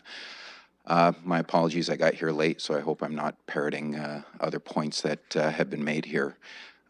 With all due respect, a whirl is not what we need to take at an election, at a new form of electing our councillors. I hear so much about London wanting to be the first to do things, the first, at leading the pack. This is not what an election is about. I think the system we have is the best system as it stands. I've seen nothing to indicate that this is a better system. As a matter of fact, I attended one of the meetings at North Optimist Center there, and actually demonstrated in all about 2 minutes, which I won't do here, but how a third place finisher could possibly be the only one to get over 50% of the vote. This system is not without its faults, and I would say just take the time to very carefully read Mr. Levin, if he's around, Mr. Levin's submissions to this committee and committee, not council. So all I'm saying is I don't agree with it. I think for some people who may be a little bit less apt, it's not confusing, but there are some people out there who are voters who are functionally illiterate, but know how to vote. And to confuse them with 1, 2, 3 balloting is going to make them less likely to vote. So I'm not in support of this, the new system. I shouldn't say the new system, the system that's being proposed here. I think it's got lots of faults to it. Thank you. Sir? Hi, everyone. My name is Harut Manugian. I don't live in London either, but I wasn't planning on speaking today, but I did want to kind of give my own personal experience. In 2012, I was elected as a public school board trustee in the city of Toronto, and it was an election with 17 candidates. And I got 18% of the vote, and I won. I was a 25-year-old, the youngest trustee ever elected to the Toronto District School Board. And throughout my term, because of the rules that were in place, I was never able to shake off this weight that people would say, you know, you won with 18% of the vote, you don't really deserve to be here. And there was nothing I could do about that. And I think it's very important for decision makers to be able to demonstrate that they do have the confidence of the constituencies that they represent. And I just wanted to make that point as I didn't hear anyone else making it. Thank you. Thank you. Further speakers?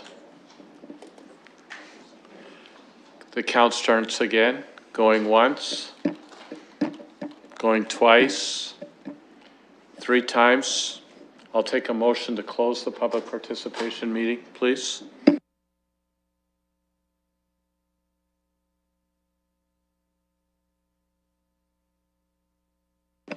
I'll call that question.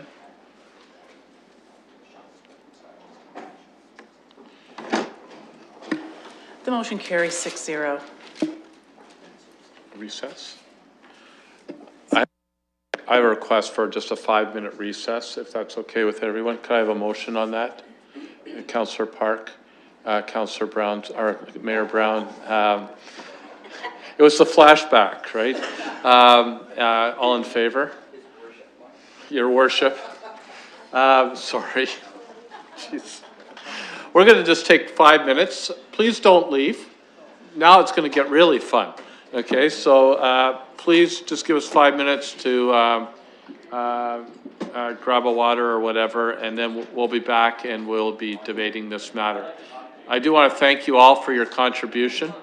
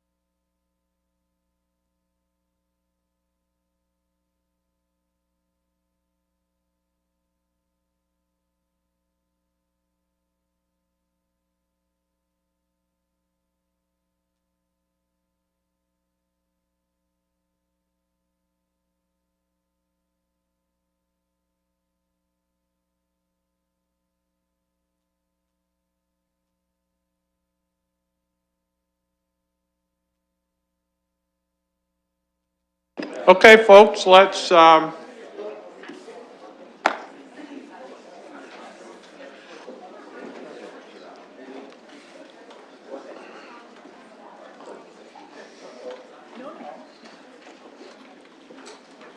just in case you're wondering, the sun is still shining.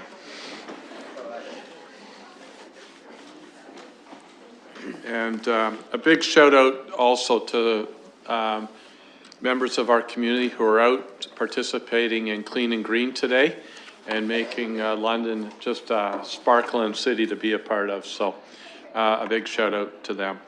Okay, committee, I think, I know I'm gonna start a speakers list. Questions, comments, I'm gonna look to the mayor first for questions, and then I'll start working it through, okay? Mr. Mayor? Thank you very much, Deputy Mayor Hubert. The question that I have, based on some of the information we received during the public participation meeting, is to the clerk staff. And I think there was conflicting information that was provided. I heard through the presentation that currently there isn't software that's available and ready to go. And then from Mr. Meslin's presentation, we heard that the director of the sales department of a specific company provided him with information that that it does exist. And so I want to get my head around that disconnect, and I think that perhaps Ms. Saunders could speak to that. Through you, Mr. Chair, we have reached out to vendors, and we have not been advised that any vendor has ever run a ranked ballot system for an Ontario municipal election and tested it.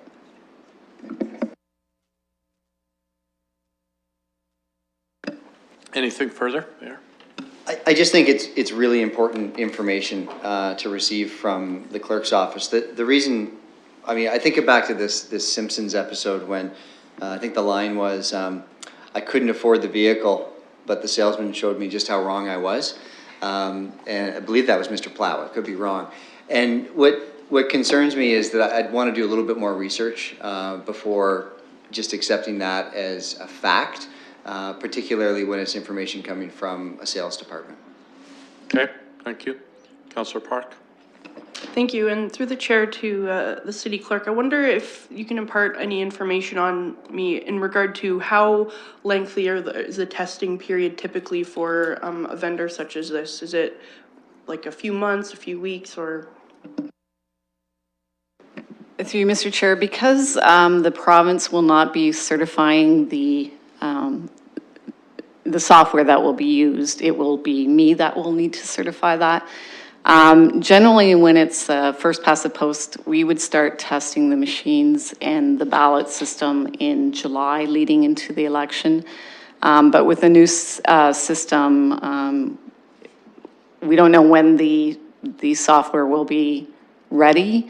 But once it's ready, I anticipate that we would take a lot longer. We'd probably start as soon as January of 18 if the software was available to start testing it. Just because it's new to us and I have to certify it, I have to make sure that I'm confident that it will work.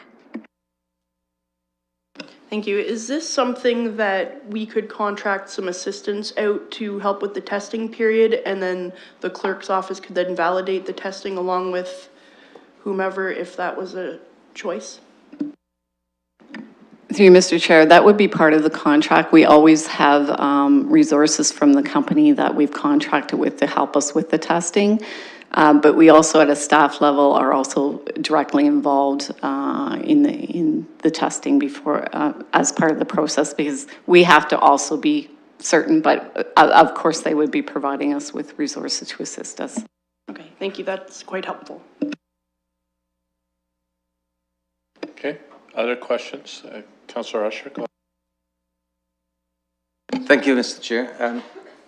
Through you, Mr. Chair, one of the gentlemen mentioned the company Dominion, I believe. Are you familiar with that company by any chance? Is this a company that we have had any discussions with?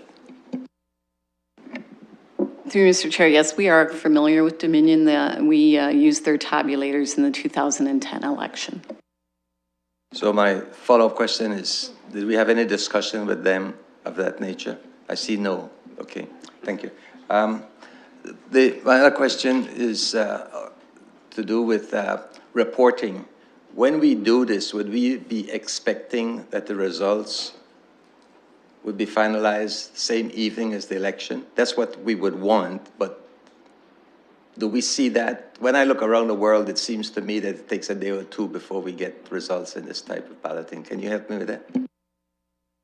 Through Mr. Chair, it would depend on how the election goes. I mean, if all of the wards in the mayor's election is 50% first round, then we would be able to probably call it that night.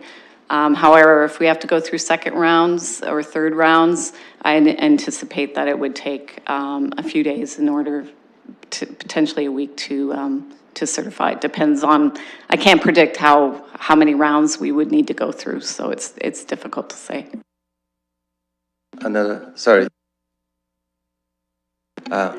Just another question completely. Everything I hear, and I'm here to listen to everyone, by the way. I just want to make sure that people understand it. I'm listening. I have not made up my mind on this as yet. However, one of the things that I wonder is that when I hear the cost, you know, you mentioned through you, Mr. Chair, that it might be more than $322,000. I say more because you gave that as a quotation, but it might even be more. Somebody up there said it might even be $1 million. I don't know that. But my question is that, have you had any indication at all from the feds or the province that if we would decide to do this as a first municipality, that there might be a chance for some funding specifically for this? Do you know at all? Through Mr. Chair, no, we haven't heard, nor have we specifically asked the question. We did through the, when the province was reviewing the Elections Act, I did sit on one of the working groups, and we did ask whether there would be funding at that time, but we haven't heard anything further, nor have we asked that question again. Thank you, Mr. Chair. With the indulgence of the committee, just to follow up on Councillor Usher's question on the length of time of reporting out of the results. If it's a computerized system with an algorithm, would it not automatically have those triggers built in? So if you're writing a program, so it would be if statements, right? So it would be an if statement. If less than 50% move, it would automatically drop off the lower. Would that not be what you're paying for to be developed into the software? I don't understand if you're, I mean, that certainly is the way it would be written if you were doing multiple regressions or anything like that from a computer point, from a statistical analysis, and it really is just a statistical analysis. Through Mr. Chair, what I was speaking to is my obligation as the clerk to ensure that there's nothing abnormal about the numbers, and I do that even with the first past the post. As the numbers come in, I have to make sure that there doesn't look like there's an irregularity before. So I'd have to make sure I'm satisfied there's no irregularity at the first round before I would move to the second round. But you still would be announcing you don't certify the election until several days thereafter, right? But you'd still be announcing what appears to be the winner, although it's an uncertified winner. We already do that, right? Is that true? Yes. Okay. Yes, I wanted to provide a clarification for that, and obviously the clerk can correct me if I'm wrong, but we had the election last time on October 27th, 2014. Your actual report that you signed certifying the election finally was November 3rd of 2014. In other words, that was about a week. So there's a difference between when the media say we think these people have won and interviews are done, when the clerk is satisfied with the results, when the clerk is satisfied with the rounds, and when the election is actually signed by the clerk. And I think You know, this is, we want to talk about something, let's be consistent about what point people want to find out when they think the election was decided. I think, you know, that's a determination usually made by the media well before the clerk says, I think everything is good here. Thank you. Councillor Ridley. Thank you. Sorry, I'm just going to follow up on that because I think one thing that I would see different between first past the post and a ranked ballot is in first past the post, you can accumulate the results as you go. And I think we saw that in the 2014 election as ward polls were closing, we were able to tally that.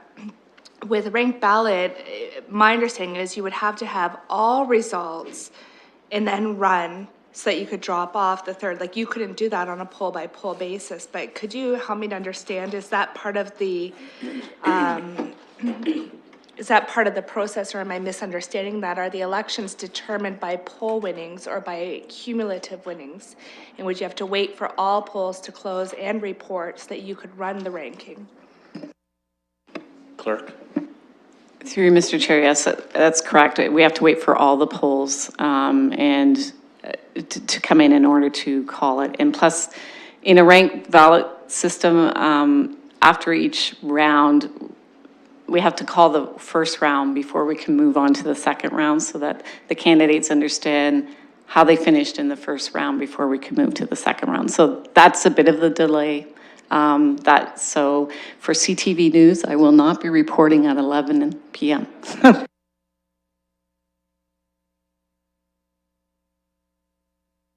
Yeah. So I'm still a little confused because it seems to me that the computer program would tell you what the result was of round one and then tell you what the result of round two is. It would be programmed that way. And like, I'm not a computer programmer, but my statistical background says that that's how you would formulate it.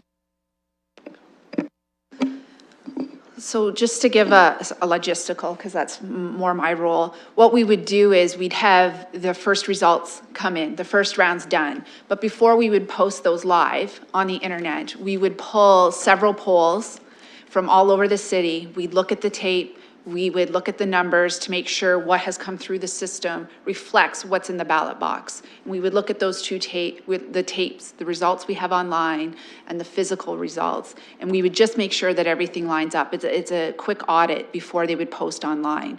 So that's what we would do for the first round. That first round would then be posted. So then we move to the second round, once we've satisfied ourselves. Before we post those live on the internet, we look at our systems, we would make sure that the transfer of votes, that we're satisfied that it has occurred correctly. We would take a few audits through, and then we would post it live. So the delay would probably not be the technology or that quick calculation. It would be our back-end systems ensuring that what we're doing is reflected live. Councillor Van Holst.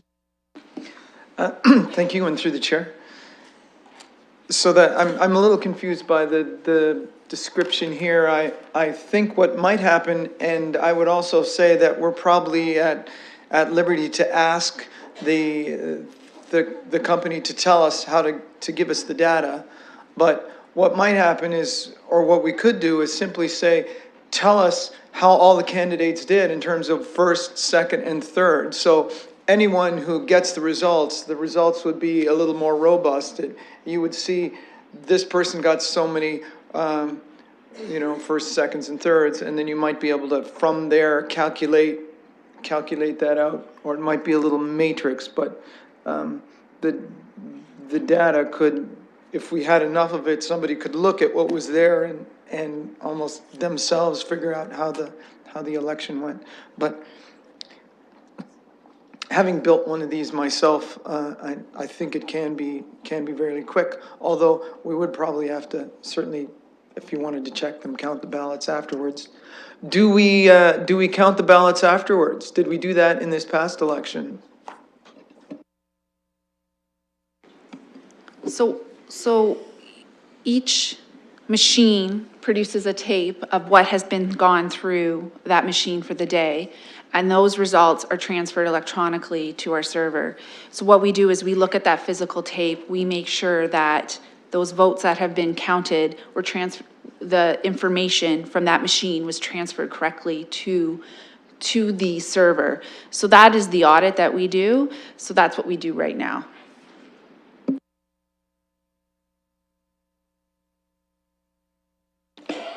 Councillor Usher, followed by Councillor Morgan. Well, thank you. You know, this is, to me, this is important, so I need to ask the question. I need to go over this, what Sarah just said. And I'm just picturing this based on past way of reporting. It seems to me that what I'm hearing is that we're going to get the numbers, but we have to wait until the final numbers at the first round. So hopefully the people at home will be able to see those first round numbers. Am I right? Before you set it into the computer and get a second round. And in that first round, will it also say who got the second numbers of second choices and numbers of third choices? Or it will just say the first round shows this person got the most vote, this person got second most vote, and so on. So that somebody at home who want to try to do the calculation won't be able to do that. It's only the computer that will do that, am I right? So what I'm hearing is that somewhere around 11 o'clock, because that's what the final numbers generally come out, so around 11 o'clock, will it be just a matter of seconds after the first round to get the second round, and if there's a third round to get a third round? Or will it take hours also? So will it be 7 o'clock the following morning that we're going to know the winner? Or 12 o'clock that night? Or 3 days later? That's what I was trying to... Ms. Corman? Are you speaking to the certification process or?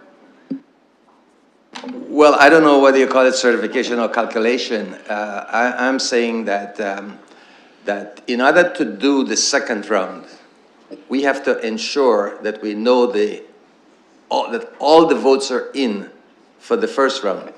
Can I just, maybe I could be helpful. Let's understand that there's the reporting process and the certification process. Let's just separate those two things, just for clarity purposes. Understand that the clerk has a legislative responsibility to certify the election, and that happens sometime in the next week or thereafter, after the election day. So let's just set that aside, and let's just talk about the reporting, because quite frankly, no one gets too wound up about the certification. It's really the reporting on the day of the election or the early morning of the next day after the election, as the case may be. So let's just set recertification. We understand the legislative piece, but really what we and the public are interested in is the reporting out of it. Just if I could help. I would imagine the reporting out would occur quite quickly. It would be the first round, as soon as we get those results in, and then we would determine how many races would need to go to that second round. Once the clerk is satisfied that we have the first round, all the polls have reported in, it would just be a matter of a recalculation. And before we post that recalculation though, we would just go through and verify the numbers to make sure that the votes have transferred, that the math works out. We would do that through a manual process, and then we would post the second round. So I would imagine it would be hours, similar to previous elections. Could be early the next morning, but as long as we satisfy ourselves that second round, that we can see the math, the redistribution, the computer would do it quickly. It's what we're doing behind the scenes and just making sure we've done our due diligence and ensuring that everything has transferred correctly. And that's exactly what I was trying to get at, because it sounds to me that most of that behind the scene is really for the first round. Once you have that in place, then the computer will just do the second round calculation, and if needed, be the third round calculation. And so it would probably just be a few seconds, minutes, or an hour or so. That's what I was trying to get at. Am I right? Through you, Mr. Chair, From the computer perspective, yes, it would be quickly. It's what we're doing behind the scenes that may delay it a little bit.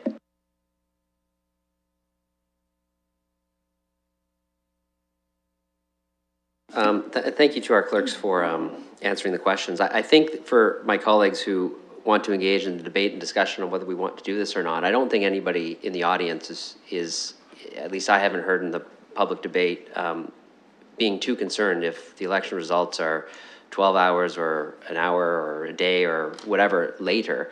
They want to know how they want to vote and what system they're going to be voting under. The clerks have the obligation to ensure that the election was legitimate, and they're going to take as much time as they need to do that. And if they're very close, knockoffs between rounds, that's going to take more time than if, you know, it's not very close. So like any election, and in close elections under first past the post, they take more time to make sure that everything was right because they're very close elections. I was in one of those that was talked about earlier. It took a long time to find out the results of that one. I don't think we knew until the next day. So the elections are going to be what they are going to be, and if we focus the debate on some of the, you know, pros and cons, the types of things that you know, the public would have raised over the last couple of months. Yeah, I think that would be beneficial. I don't have any questions at this time, but once the questions are done, I'd be happy to enter the debate. Thank you, Mr. Chair. So if council were to ultimately go forward with choosing this methodology for the next municipal election, and let's say by January of 2018, we find that there is no vendor that has a product that we can use that will work, that's been to the degree that you need it to be done. Legislatively, I know that we have to have the decision if we're going to go with this ranked balloting system by May 1st. Legislatively, if we find out that there's no product to use, is council set upon this path that we have to go forward with the ranked ballot, or at that point could we go back to the first past the post and look to the next election for that? Thank you, Mr. Chair. The legislation has a scheme for timing for making decisions through the election. The decision with respect to the ranked ballots is the May 1st date, and that's a hard date. Our reading of the legislation at this point, and again, it's new, it has not been challenged or interpreted, but it appears that the legislation contemplates that you go through a process, a public process, and a public participation, open house public process as well. So if you want to repeal your bylaw, it appears that you have to go through that process as well, undertaking all of the consultation you've done and proceeding that way. And it would appear that if you do that after May 1st, that may not be able to, maybe in time to pull it for the 2018 election. So my advice is simply that you should be making this decision by May 1st if you want to proceed on the 2018 election. Answer your question, Councillor. Anyone else? Questions or? Just questions. Well, questions or comment? Oh. Yeah, no, we're in committee. Yeah, I'm good to go. Go ahead, Councillor. First of all, I really found all of the information I've been receiving on this issue very helpful through you, Mr. Chair. And I can tell you I was a person who started out not very comfortable with ranked balloting, and I'm still not supportive of ranked balloting, but you've moved me a lot closer to understanding the system and how it works. So I don't want anybody to, you know, sometimes people tend to think because of questions I ask, approaches I take, that I have a very in the ground point of view, and I don't. But, so I thank you for that. But I really feel I have to comment on something, and I want to comment because of the presentations today. And this is, if you'll indulge me, this is one of those areas my wife's going to be very upset that I jumped into. But I'm going to do it because I'm a father, and I have a son, and I have a daughter. And I was uncomfortable when I am uncomfortable when I hear submissions that say one gender group acts a certain way. One group is less adversarial or more adversarial, or women, which it says run more positive campaigns. I'm uncomfortable with that because I have to explain to my son, you know, that he's the same as every other person. I have to explain to my daughter that they're the same as every person. And let me tell you, in our household, I have a daughter who's very much like me, very adversarial, very engaged, loves to debate. I have a son that's a complete opposite. He's not adversarial at all. Very easy to go along with everything. So I'm way beyond the point where I associate genders with particular behaviors. I was practiced law for a long time with a woman. I respect my wife, my mother, and I don't think attributing particular campaign styles or characteristics to genders is helpful anymore. I just don't think it is. And I was even on the radio with Councillor Cassidy yesterday. We had a very fulsome debate.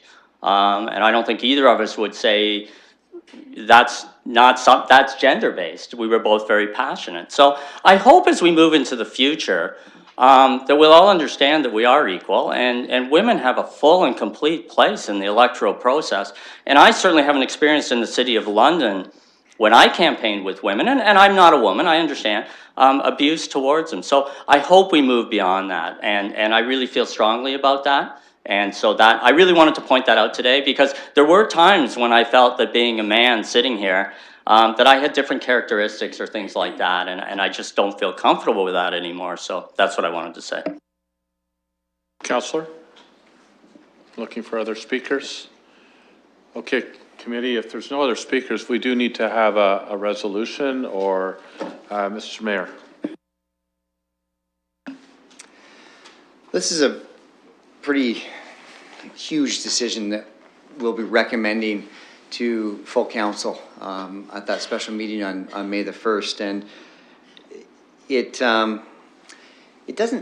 doesn't sit well with me that we're dealing with that committee, and I want to explain where I'm coming from, and I have a motion that I'd like to bring forward if there's a seconder. This is a fundamental change to a system that we're contemplating. It's intriguing and potentially exciting, but because a subset of council is debating it and it won't go before all of council until May the 1st, I think we could also indicate a false positive. We haven't heard from all of council. Typically, it's my view that a decision like this would go through SPPC. It didn't because it started at corporate services, and then it's going to move forward. We have a really direct staff recommendation to not proceed, and we've heard some really compelling arguments from the community who attended this public participation meeting today to proceed. And we also have a lot of data that we've collected over the past month or so by way of surveys and consultation that indicate that the community split on this. So what I would like to do is to take a little bit more than a week to pull the information together that we've heard today, to look at the other information that's been pulled together. I definitely want to look into, because I've already received some tweets about a paper that talks about the legitimacy of the software company that Mr. Meslin spoke about. But I need some time to do that. And because we do have a drop-dead date of May the 1st, I think that we have that time. I would very much like to hear from all of my council colleagues in a debate before making a decision. And this is one of those uncomfortable situations where I'm not prepared to make a decision today. I've got a lot of information that I need to process between now and May the 1st. If a vote is called today at the committee level, I would then be forced to vote against. And I'm not there yet, but because I only have two options, to vote in favor or to vote against, I'd have to vote against. And I'd have to do the same thing that I would do anyway over the course of the next week or so, get a better understanding of where our community is with this issue.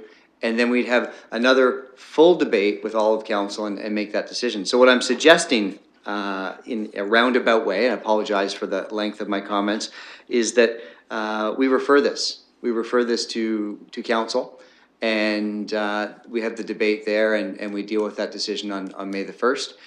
I'll also point out that if this is split, if this is a 3-3 vote, that's going to happen anyway. So that's my suggestion. I'll make that motion. I'll see if there's a seconder, and I hope I was clear with my comments. Okay, the clerk is working on the motion, so just make sure we're all on the same page. The mayor is referring the question to the council meeting that is called, special council meeting on May 1st. which I believe it's the only agenda item that evening.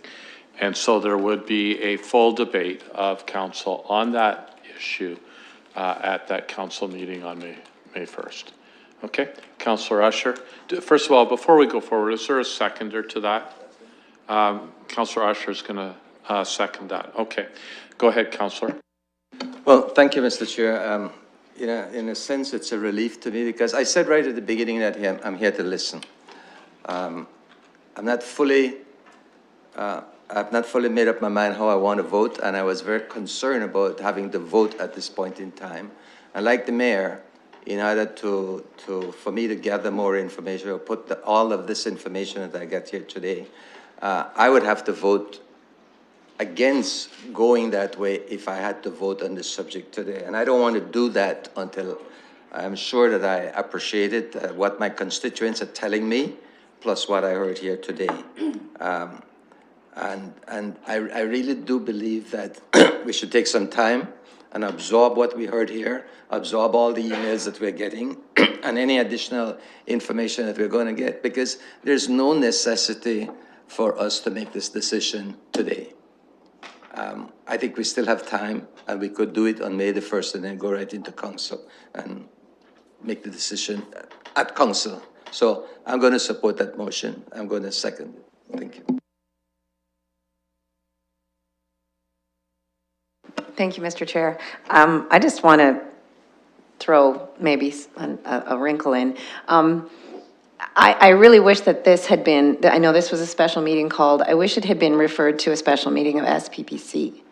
And I'm wondering if there's any chance we could have a special meeting of SPPC before May 1st, because the way we are sort of restricted in our debate at council because of the procedures we have to follow. And I think this is the kind of big issue that, like we did with the vehicle for hire bylaw. We went to SPPC with that, and everybody had a chance to weigh in as much as they needed to. So those are just my comments, and committee's going to do what committee's going to do. Thanks.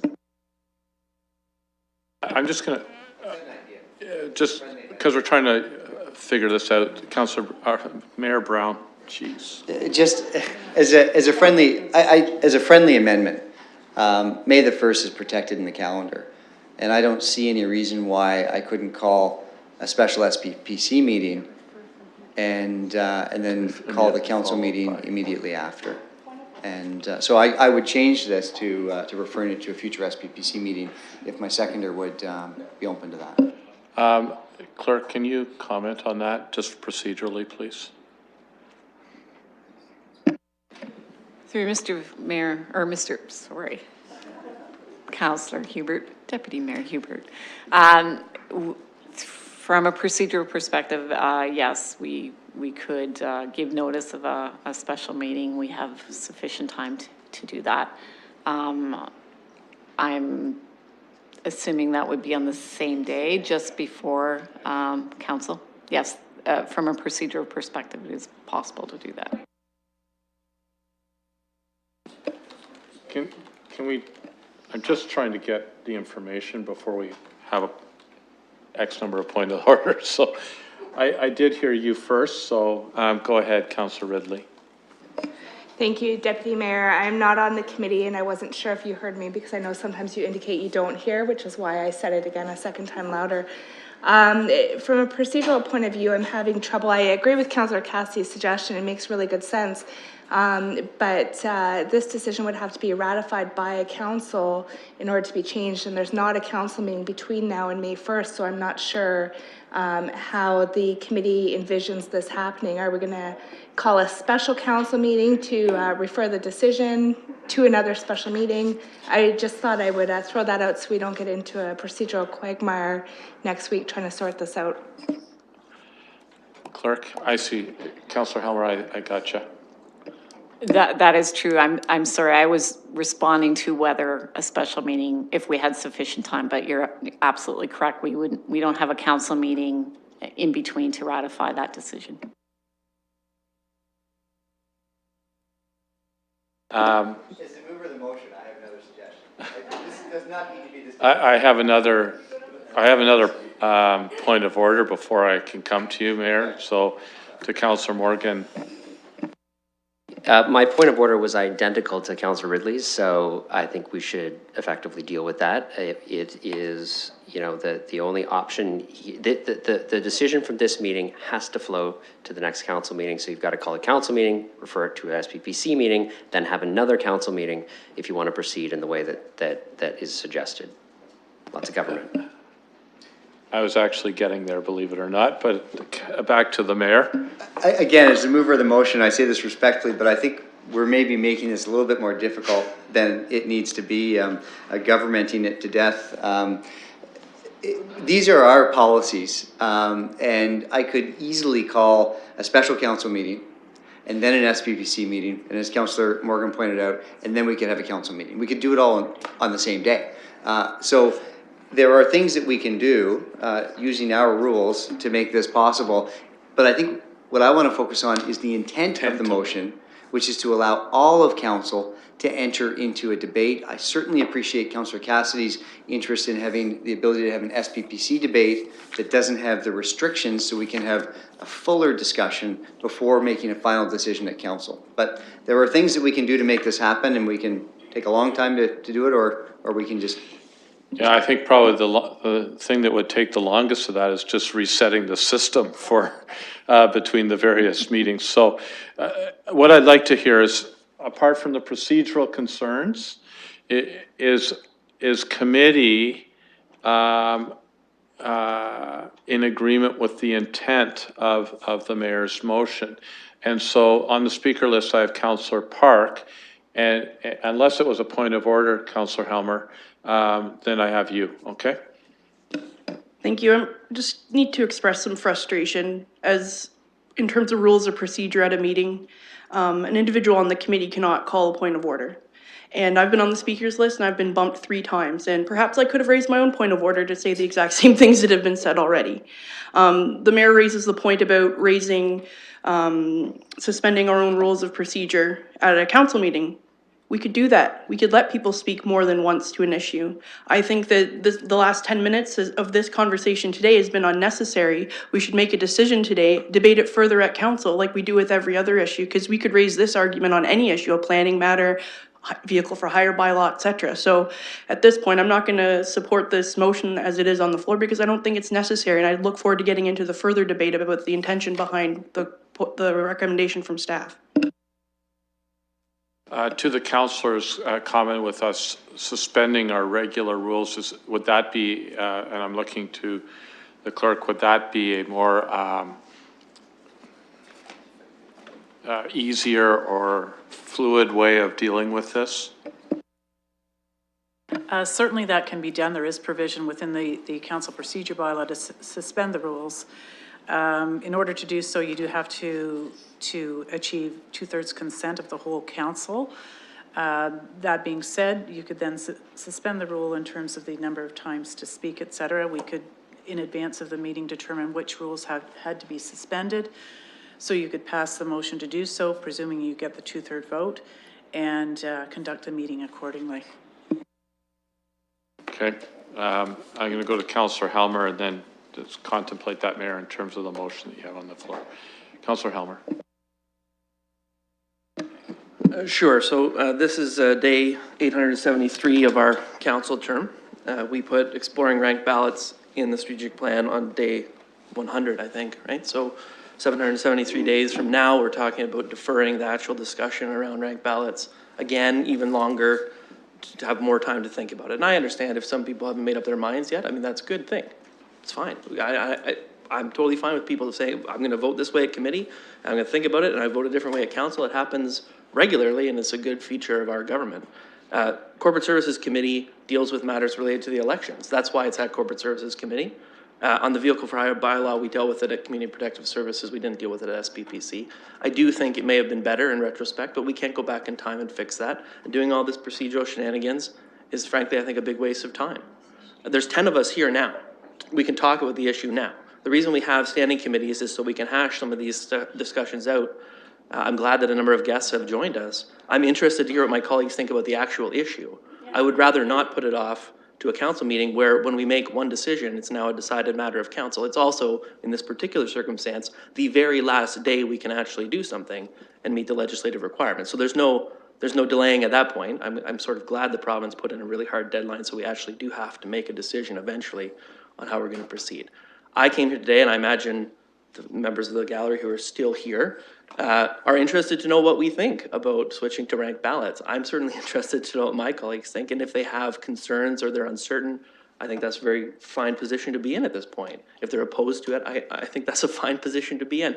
I'm not. I think we should be moving forward. So I'd like to get to the substantive debate. I'm going to vote against this motion to just refer it to council because I don't think it's really moving things forward. Okay, so I have a motion. It has been moved and seconded. We can't really go forward without dealing with that. Mr. Mayor. Just to sum up, certainly appreciate comments from colleagues. The intent of the motion is to allow all of council to debate this more fully. It's to provide a little bit more time, just over a week, for more information to be contemplated. And there is an unintended consequence of not supporting this motion as well, which is this. I anticipate the potential of a 3-3 split on this vote, and then I anticipate someone might bring forward a motion to proceed in this direction. I anticipate a 3-3 split. By default, this then goes to council. Quite right, if we have 2/3 majority to suspend our rules, then we can have that full debate that I'm trying to get with this motion. Absolutely right, but there's no certainty that we will get 2/3 support at that council meeting. So I'm going to let the motion stand. I think that we're using our procedural rules to, with the intent of this motion, to ensure that we can have a full debate with all of council before making a decision that fundamentally changes our election system. So I'll let it stand. I anticipate it could very well fail in a tie. I anticipate another motion may come forward. That could also fail in a tie. Just want everyone voting to consider that and the unintended consequences that might be associated with. Councillor Van Holst, the mover of the motion has just summed up. Is there something urgent that you would add? Yes, Mr. Chair, there's something I would like to add. I had contacted the committee earlier today because I have an issue with the entire process that we took place, and please, if you would let me, is that when we do a public participation meeting like this. If I may interject, we're summing up on a referral of this particular matter to council. Yours is a new issue that you're putting on the floor. Okay, well, I will tell you why this is tied, because it's basically the giving the opportunity for for the public and our other colleagues to know what we're thinking. So I think it's tied to this, and it's also tied to what's happening right now. I would like it when we have a participation meeting like this, is that the public gets to hear what we're thinking so that they have an opportunity to perhaps rebut new information and new novel ideas that we bring forward in support of this. So, but they don't have this opportunity now. However, even here, we've got a position where we're, as been said, we're putting the debate way off. We've got 10 of our colleagues here, which is more than sometimes we have at an actual council meeting. So I would really very much like to hear what other people are thinking. What are the arguments? And I think referring this could also be referred. We could do that later in this debate. We could hear what people think, and then if we think necessary, we could again refer this to later to avoid a specific that kind of decision. But I would like to hear what people say, and I would like to say what I'd like to say about it. Okay, so we have a motion on the floor. It's been moved and seconded. I'm going to call that motion, and just to clarify where we're going at this point, okay?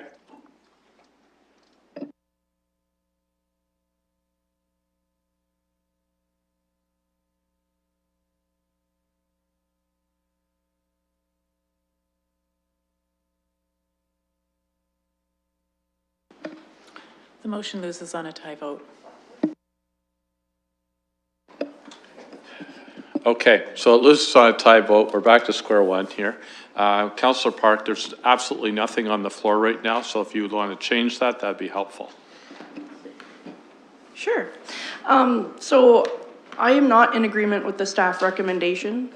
I asked some questions earlier about what ifs in terms of if there wasn't a product available and those sorts of things. And, you know, in London, we have a really robust digital creative sector, and it's possible to design a whole brand new game with nothing on paper to having a fully developed game on the shelf ready for folks to play in less than 8 months. That's probably the most complex thing that can happen in that amount of time. And I don't see the correlation between something that complex to be created versus this software that we need here to go forward with ranked balloting. So I think it's entirely possible that we can have a product ready for testing in January of 2018 for us to move forward with. I've spoke before about my beliefs on the merits of going forward with a ranked ballot, and I share a lot of the comments that were brought forward from the public in terms of making sure that we have gender diversity, racial diversity on our council, and making sure that we have greater opportunities for people to move into a space where they feel more comfortable to be able to put their name out there and gain support from the electorate. So I won't go on any further. I encourage my colleagues to think about moving this forward to council for full debate next week. So did you have a motion? And would you include receiving the, Yes. actually as a part A, because we may need to vote on that. Why don't we just deal with receiving the input from the public first? Okay, the clerk has something up that can you flip it onto the screen so we can take a look at it? Thank you.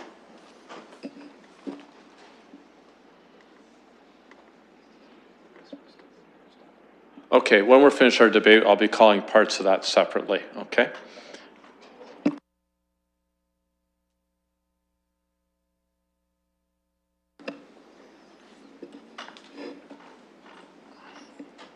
Okay, so what's on the floor currently is up on the screen. I suspect that B, C, and D we'll be calling separately from A, based on some of the comments I've heard. So I will open debate on particularly A at this point, and we'll go from there. Councillor Morgan. Thank you, Chair. So I wanted to start off by thanking members of the public for being here. And part of the reason why I voted against the proposal to send it to council is because I think you've been very patient and you probably want to hear a little bit about what we think about this. Not next week, but now. Obviously, everybody here should recognize that council may make a different decision next week. Committee members may change their votes next week based on the feedback that we get from the public based on the discussion today. And that is something to be respected and something that is committee members' right. I will certainly be supporting the motion on the floor today for a couple of reasons. One, it should come as no surprise to my colleagues that this is something that I've talked about for quite some time. As I've said many times in the media and in the public meetings, this is something that I did put in my election platform in 2014. It is something that I spoke about when I knocked on the thousands of doors that I knocked on. Not at every door, and every issue doesn't come up at every door, but certainly something that was a point of discussion through the election. It's something that came up at a public participation meeting. I wrote an open letter to the members of provincial parliament during the election that was right in the middle of our election on ranked ballots, asking for their opinions and asking for them to give the municipality the option. I certainly spoke heavily in favor of it being part of our strategic plan. The Councillor Helmer mentioned was passed 100 days after our appoint in office. Specifically, that's in the Leading and Public Service section under Open and Accountable Responsible Government and exploring opportunities for election reform. Explore moving to a ranked ballot voting system, amongst other things. It is something that we consulted on in our strategic plan. Maybe not everybody weighed in at that point, but certainly has been our strategic plan for quite some time.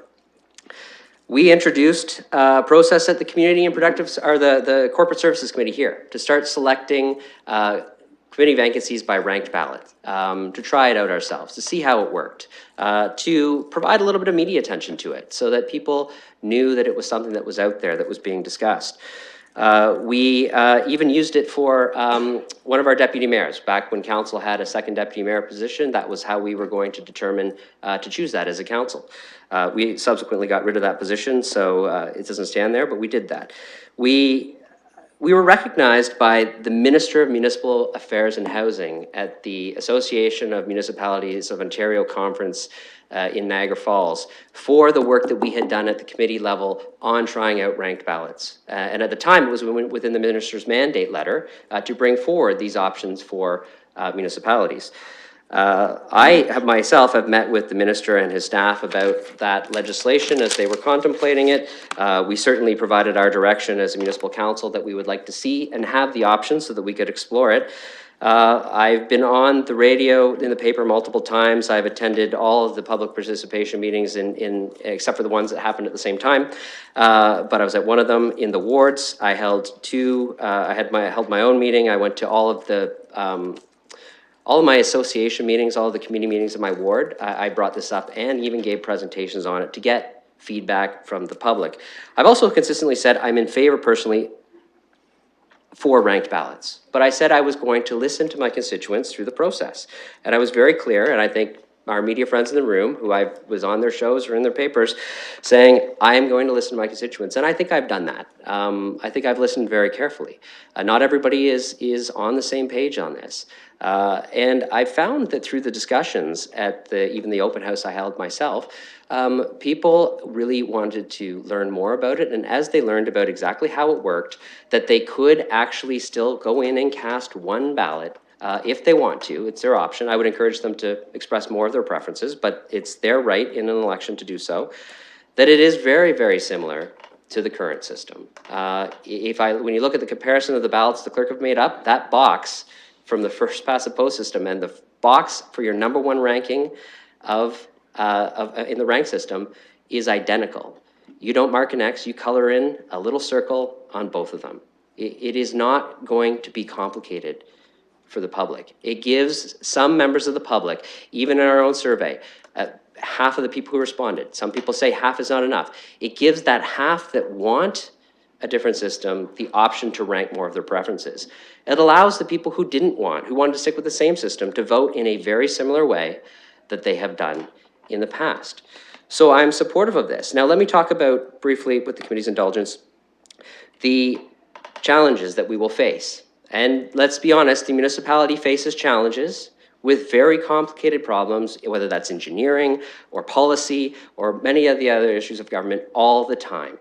And this is a challenge that I have every confidence that our clerk's department and the people that they have helping them and the people that we do an RFP for or whatever we're going to do to get the voting software are going to be able to solve. We have time. The clerk has already said she could spend an extra 6 months if she wanted to testing, and that's actually in her plan. That's double the amount of time that she would test the ranked ballot system. So I'm confident in our staff that if we give this direction, they will be able to execute it very well. We heard from the public the reasons why. The types of things that they want, the types of things that they want to see. I'm not going to go and rehash all those arguments. I think we heard it very clearly here today. I do want to say, as an incumbent, and incumbents across this province, and I've spoken with them at municipalities. I spoke on Friday at the Association of Municipalities of Ontario, the AMCTO Conference of Clerks, that, about what their councils were saying about this. And there's lots of incumbents who are like, I do not want to do this. I am successful in the current system. That's a great system because it elected me. It elected all of us. Why would we not want to keep the current system? It's hard to make change. It's hard for elected politicians to consider something different that we might not know what will happen. Doesn't mean it's not right. And it's quite frankly up to the public to decide who's going to be elected. I get to apply for the job again, and the public will decide whether or not. I don't see how this has any significant advantages for incumbents.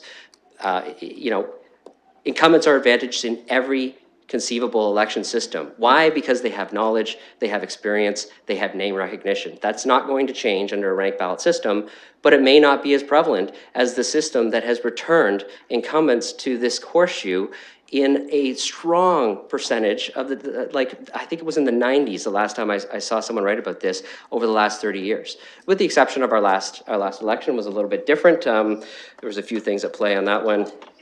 And I'm happy to be here, maybe in part because of that, that shift and that change. And so it's incumbent on us maybe to do a little bit of change. And if that means some of us are changed out of office, that doesn't mean it's not still the right option to give the public. So I'm going to support this. I am speaking solely for my own vote today. I think my colleagues need to consider this themselves. I understand the circumstances I have done. I may have knocked on doors. Other people may not feel comfortable proceeding because maybe they didn't do that.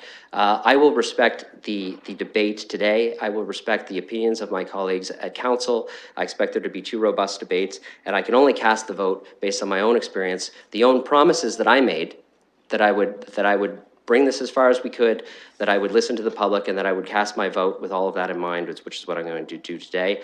And I will continue to listen between now and council. But today I will be voting in favor of us proceeding with ranked ballots. I will leave, I won't even say I encourage you to too, because you know, I'm casting my vote with my own knowledge, and I expect all of my colleagues, as they always do, to cast it based on their rationale, and I'm happy to listen. Let me get a speakers list going. I assume there's others that want to speak, or do we want to just move into voting? Councillor Van Holst and then Councillor Helmer. Okay. Michael. Thank you very much, Mr. Chair. So there's a number of reasons why I would be in support of this. One, it's an improvement in democracy. So I see elections as a way to collect information about voter preferences. And ranked balloting allows us to collect more information on voter preferences, and with more information, we often get a superior decision. It makes intuitive sense, and I had the pleasure of attending the opening of the play at the Grand Theater last night, and while everyone was clapping at the end, they had a standing ovation. I realized that a ranked ballot election is a lot like voting by applause. Because if we've got a number of people, I know I'm going to clap very hard for the person that I like the most, and you know, a little less hard for the person I like next, and lightly for somebody, and then for some people I might not clap at all. And when you add all those preferences, that's a ranked preference. And when we add those together, you hear a certain amount of sound from the audience, and it becomes very clear who had the broadest support. And that's kind of what we're doing. This is a way of doing it. I don't know if it's superior to the method that has been then suggested to us by one of the members of the audience, but this is certainly a good step in that direction. I think it also gives a little more confidence to our voters. I might go to a restaurant that has some specials, and a little later in the evening, perhaps I ordered the beef, and they say, "Well, that's great, but we might be out of this one, but I'll see." And so rather than saying, "Well, if I can't get this, then just bring me anything at random," I might want to say, "Well, if you can't bring me this one, well, my second choice would be this, and my third choice would be this." And I think that's something everyone understands as well, and would be able to do, and perhaps be in favor of. I think this is a very doable thing. I do have confidence, like Councillor Morgan, that both our staff and the suppliers of these products and developers will be able to come up with a doable product.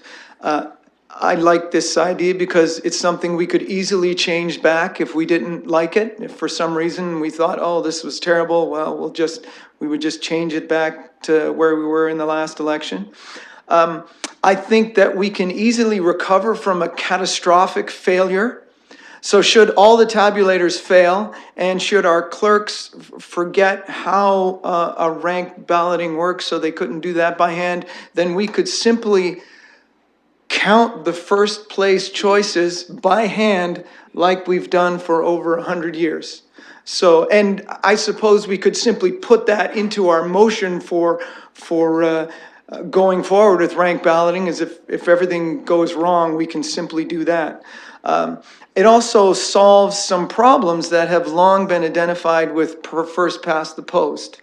And I remember in 1993, running in the federal election and looking for electoral reform, and this was one of the ideas that we were proposing there as well. So those are some of my thoughts on this, the reasons why I would go forward. As I weigh the situation, I would say that in my life, I've many times just said, damn the torpedoes, and gone forward, and many times I have been sunk. But in this situation, the torpedoes look really small.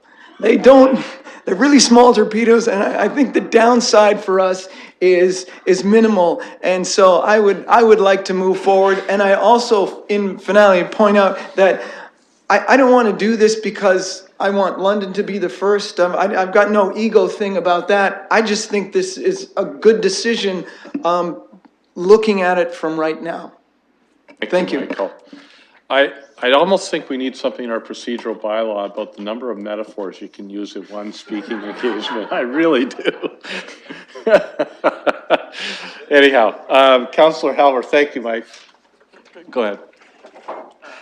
Thank you, and I certainly, I'm going to encourage my colleagues to support the motion that's on the floor to move forward with rank ballots for 2018. And I understand the Urban League would like us to do a pilot, and my view on that is we should implement it. And as Councillor Van Holst has mentioned, if it doesn't work out, if we find that it's not better than first past the post, which seems unlikely to me, but I guess it's possible, we can always go back, and it's not complicated to go back. And so I don't think the idea of building in a pilot is necessary. I think we should just change it and see how it goes. And I think we might need to collect information over a couple of election cycles before we can really draw a lot of conclusions about how it's different than first past the post in London. I do want to speak about some of the reasons why I support it. And I guess differing a little bit from Councillor Morgan, I find the first past the post is very favorable to incumbents. And yes, they have a lot of advantages, but one of the advantages they have is that they're the incumbent against many challengers, and the challengers are dividing up the non-incumbent vote. And you start from a certain kind of baseline. That's very common in many municipal campaigns where an incumbent is running for re-election. And as a result, the incumbents are the ones who are in charge of making decisions about the electoral system, and they tend to do things that are in their self-interest. And that is why electoral reform has been so hard at all levels of government in Canada. And we have an opportunity here in London to make a change there. And I don't know if it's because we had so many first-time new people running. This is the first time for many of us when we've been incumbents, to actually change the electoral system so that it doesn't favor incumbents so much. I suggest doing that knowing that I'm planning to run in 2018 and that this system would be less favorable, frankly, for me running my campaign. But I still think that it is the right thing to do, even though it'll make the campaign probably a bit more difficult for myself. It was spoken to, and I want to address it because I think it's a really important example of why first past the post is such a bad system, especially at the municipal level, about the campaign we had in 2014 and the decision that Cheryl Ruth made to withdraw and ultimately to support my candidacy. So first of all, before either of us decided to run, we met and we talked about, hey, I heard you're thinking about running, I'm thinking about running. And early on in that process, I said, I'm thinking about running, would you not run? Right? And we had that conversation. And Cheryl, to her credit, ignored that and said, no, I'm going to run. And a lot of people at that point would have dropped out. You know, they might have said, yeah, you know, you look like you've got things organized and you'll be a fine candidate, and I will not run. And that happens all the time. Mr. Brown spoke to it, this sort of informal discussions that happen all the time. And what happens is overconfident people like me stay in, and other people have different characteristics and maybe are a bit more community-minded or open to maybe somebody's better than I am, they drop out. And it's too bad that Councillor Squire isn't here, because we know from research about barriers facing women that they often are women who are doing the dropping out, right? And the men, the overconfident men, stay around. And so we get elected. We're on the ballots, we get elected. And it's not like some fanciful idea that's coming out of, we know that from research, talking to women. Why did you drop out? Why did you decide not to run? What kind of barriers do you see when you're thinking about running? It's not coming from nowhere. And certainly it's not true for all women. It's a tendency, right? It's something you see in the research, and people do have these characteristics. So I think we have to recognize who the system favors now, and recognize when we change things, how might it improve? And I think there's been really good points made about getting better representation on the council that better represents the city, right? And so I agree with Councillor Van Holst that in general, ranked ballots are great because we can collect more information from people about their preferences. They're also better because there's more candidates on the ballot, and so you can get more people talking to each other about municipal issues during a campaign. You've got more campaigns running. There can be more people out there knocking on doors, talking about all the issues that we deal with at City Hall on a regular basis. It also is a very small change, frankly. It's a really very small change. It's an incremental improvement over first past the post. It's not transformational. It's not a big radical departure.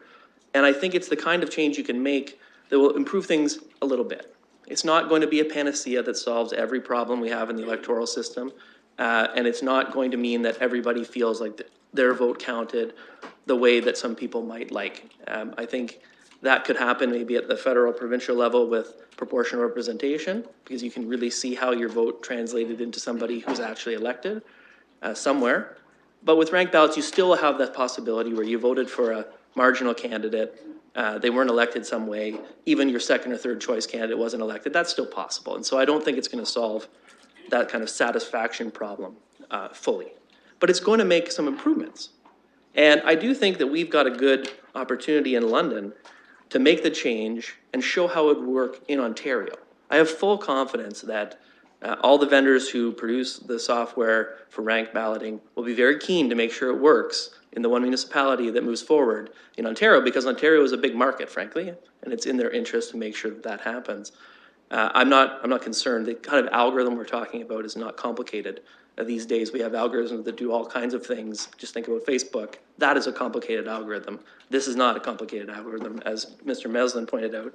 It's really about adding things, and it's not that hard. So I hope my colleagues will support it, because I think we've got a good opportunity here to make a change. I think the public, when they learn about it, they really come to accept what it means. And I think when they actually get to do it, they will see that it's actually quite easy. And then they can evaluate, do we want to continue with this or not? And if there's, after we do ranked balloting, if there's a big upswing of, no, this was terrible and we should get rid of it, then we can talk about going back to first past the post. I think we're never going to find out if we don't try, and now is the time to do that. Okay. Councillor, let me go to Councillor Cassidy, and I'll come to you, Councillor Usher. Thank you. And I haven't made up my mind yet, so I'm glad I came here today. I am leaning towards supporting it, as I always have been, because I sat on corporate services for a while, and that's where we started doing ranked balloting for committee vacancies. And we wanted to see how it worked ourselves. A lot of councillors, as candidates, had talked about campaign election reform, and so, as Councillor Morgan said, we decided to try it here on council, and I think it's been very successful. I want to talk a little bit about what Councillor Helmer said, because I was the only woman out of a slate of 8 candidates in my ward, and I'm happy to see 2 Ward 5 constituents here on opposite sides of this issue, so that's wonderful. But yeah, I was approached by a man in the community who worried that if I kept in the race and another man stayed in the race, then a third man we might split the vote and a third man might get elected, and he didn't want that to happen. But maybe, you know, I buck the gender trend or whatever, and I was the overconfident one. But I also had more campaign signs than my competitors. So I felt pretty confident that I had a good chance. So I stayed in. But I see Councillor Helmer's point there, and I want to talk about negative campaigning. That's one of the reasons to go forward with this, to avoid negative campaigning. It came up a number of times. And I just want to expand on that for people that that might not understand exactly what that means. So if you have a full slate of candidates, and we saw this in particular in one of the ward races, I remember during the 2014 election, there were some very negative things said about the front runner who ended up being elected to this council. There were some very negative things said by some of the other candidates. So if we move forward and we had ranked balloting, those candidates are looking to get a number 2 ranking at least. So some people might have, you know, picked the candidate who ended up being successful. There was their number 1 choice. But in order to stay in the game, if that person did not get 51%, they needed to get a healthy dose of number 2 rankings. And so if you really are insulting and not campaigning on the issues, but attacking a candidate personally, you've lost the chance to get any of those number 2 rankings. So that's where the idea of avoiding negative campaigning comes in. And so the campaigns, in theory, tend to focus on the issues. So what is your stance on these policies and these issues, which is a much healthier type of campaign, in my opinion. Councillor Helmer, I'm going to quote him, I've done it before, he always says, perfect is the enemy of good. So, of course, this system of democracy is not perfect, but ranked ballot for sure is not perfect, but is it an improvement over the current system? I'm leaning that way. I tend to believe that a ranked ballot system would be an improvement for many reasons over the current system. So I will be really interested to hear the fuller debate at council, whether we suspend the rules. I hope we do, so that we can really get into it. And it might make for a long night, but we've had them before, and this is really important. So thanks. Thank you, Councillor. Councillor Usher. Thanks, Mr. Chair.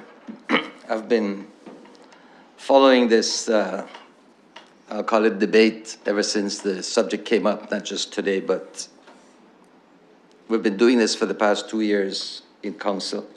And I want to thank all the people who came here today, and most specifically the people who made presentations.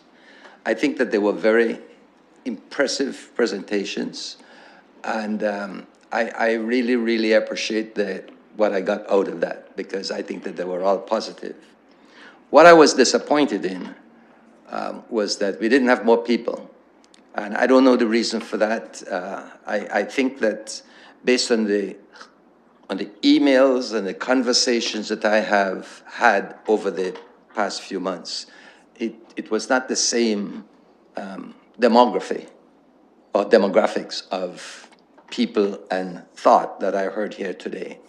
But I was very impressed with all the presentations. I want to make sure that people understand that, because I come to these public participation meeting to hear what people have to say. Sometimes I make up my mind long before I arrive here based on certain facts, other times. Today, I have to tell you that I did not make up my mind, and I came to listen, but I still haven't made up my mind. I have to be honest with you.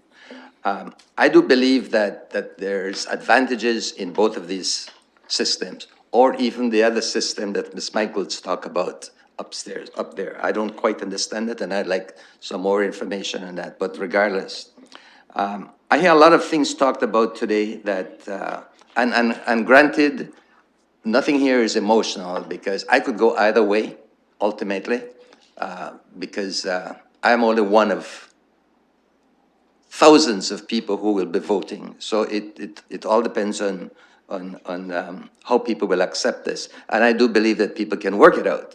But having said that, there are some people who are definitely against this, and I'm talking out in the public. Some people who are for it. some people who are reluctant about it going to this extent at this point in time, some people who are fearful of it, and we heard here today that we talk about leadership and innovation, and I don't want anybody to say that if I vote against this or in favor of it, it has anything to do with my leadership. I have profound, solid leadership, and whether I vote one way or another, it has nothing to do with my leadership. Or you might want to say that, but it should not demoralize my leadership. Innovation I've heard about, fearless, I heard about change a lot, and I think that it is a change, and I think that I'm always open to change. But it doesn't mean that I'm going to accept change at all cost or any cost. But big thing that I heard about, from my perspective, I heard about diversity and I heard about gender advantages for these. And the people that I spoke to, people who are, I'll use the word visible minority and some female, they don't see that advantage. But I have to go back to them and I have to clarify some of those things. But I also heard way back from the staff, and I heard what the staff said with respect to meeting this deadline. I have a big concern about that because it's like when we came into this position, we think that this position is so much, and then we find out that it's so much. And we have no idea what it is like over that period of time in order to be able to accomplish this in time for an election. And I'm not even sure that the clerks understand. No disrespect to them, because there's always things that we have to do and changes that we have to make on trial and error and so on.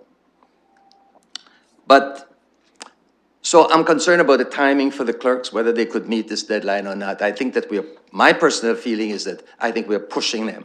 We're pushing them into something that if they don't make it, we're going to blame them. And I don't think that that's right. The other thing that I'm concerned about, though, is that, and a lot of people talk about this, is that a lot of people tell me, and I'm sure that you heard this also, that when they go to the poll, they don't want to have to think. They don't want to have to think Mary Jane or Alice. They want to just think about Alice or Joe. One cross, that's all they make. Now, granted, that is because that's what they were brought up to utilize. So sometimes you got to force the change or legislate the change. We do that all the time so that people could make up their mind. However, many of them said at this point in time, they might change their mind between now and next year, October. Many of them said, I'm not going to vote if I have to do that. Now, I look at the percentage in my ward, only 33% turnout we got. And that has been a steady percentage over the years that I've been a city councilor. I think it's a poor number. And I'd like to see it go up to 45 and 60 and 75 and maybe even 100%. I don't want something that will reduce that. I want something that will take it up. And I'm always trying to encourage people to go out and vote. I'm always trying to increase that number. I'm always trying to give them some excuse to go out and vote so that that number could increase. I don't want to give them something that will decrease that number. I would hate for that number to go down to even 30%, much less 20%. So I'm very careful. One of the young ladies, Ms. Sharma, said that we need to be able to bring the public together and educate them on this. And I agree, because if we have a meeting like this, a special meeting like this, and we got, I don't know what, 100 people, no, it couldn't be because that's seat 75, about 40 people up there, I thought that we were going to have 200 people here today. And I congratulate the people who came. But I'd have liked to see more for what we were trying to do. I put this out in my newsletter to my entire ward. I got 2 people from my ward here today. And I'm not blaming them, those who didn't come. Saturday morning is a tough time for people to give up whatever they do on a Saturday morning to come. So, Mr. Chair, I can't vote on this today. I might change I might learn enough between now and the City Council meeting, but I'm not prepared to say yes today. And I don't want people to feel that if I vote against this today, and they pressure me and say, if I vote in favor of it at council, they say I flip-flop, because that's stupid. That's not what this is all about. What I'm saying here right now is that I didn't come here to make this type of a decision today. I came here to listen to the public. I came to hear what they had to say. I need to take all that information and put it together with all the other information. And I need to do some more communication with the public and the people that I know out there so that when I come here on May the 1st, I could make the proper decision. And that's my big problem about making this decision today. And I think that people will understand it. Thank you, Mr. Chair. Okay, other speakers? Don't speak, go ahead. After the mayor, I'm going to ask Councillor Helmer to take the chair so I can speak, please. Yeah. A good debate, certainly. It's clear that for some of us, this is an easy decision because some of us ran on it and it's part of our mandate. And so I certainly get that. And I understand that others didn't and are spending as much time as they possibly can to make the decision that they feel is best for the community.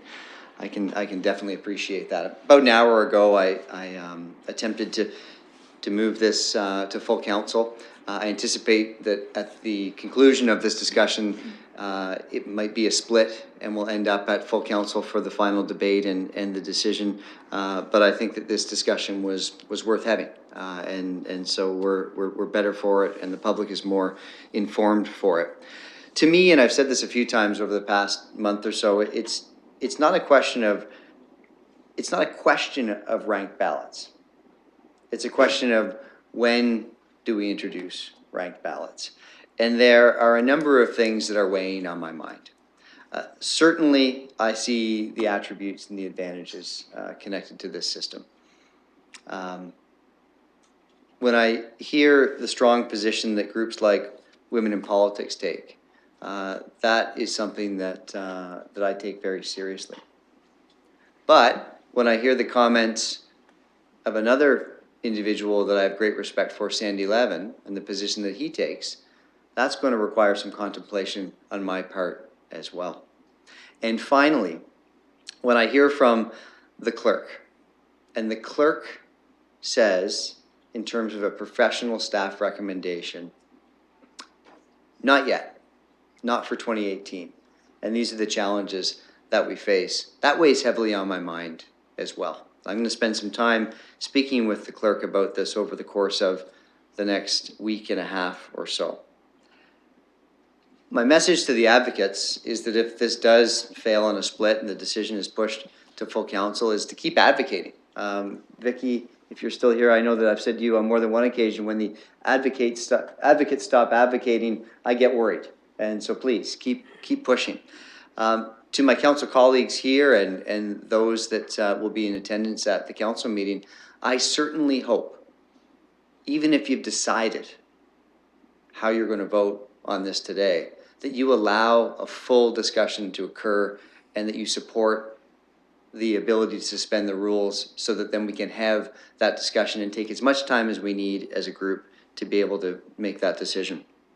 And I think what I'd say finally is that this was a worthwhile discussion today. All of the consultation that's occurred in the community over the past several weeks and months has been worthwhile as well. And I want to thank city staff for really upping the bar in terms of engaging the community in a number of different ways. Thank some council colleagues who have gone directly to their constituents as well. And we're going to make a decision. We're going to get there. I don't anticipate we'll get there today. And I will echo Councillor Usher's concerns that he mentioned that he's concerned that if he votes against this today and he chooses to vote in favor of it at council, that's not a flip-flop. And Councillor, you're quite right through the chair. That's your prerogative. That's part of an iterative decision-making process, and I certainly respect that. And I understand the position that you're in today. So my anticipation is we're going to have a fulsome discussion at council. A decision isn't going to be made today, but everything that occurred today is going to make that discussion a better one,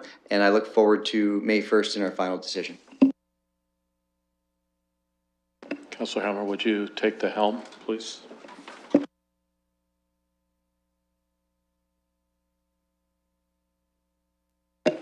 I have Deputy Mayor Hubert and then Councillor Van Holst. Go ahead. Okay, so that counts as my first metaphor, the helm, okay? So,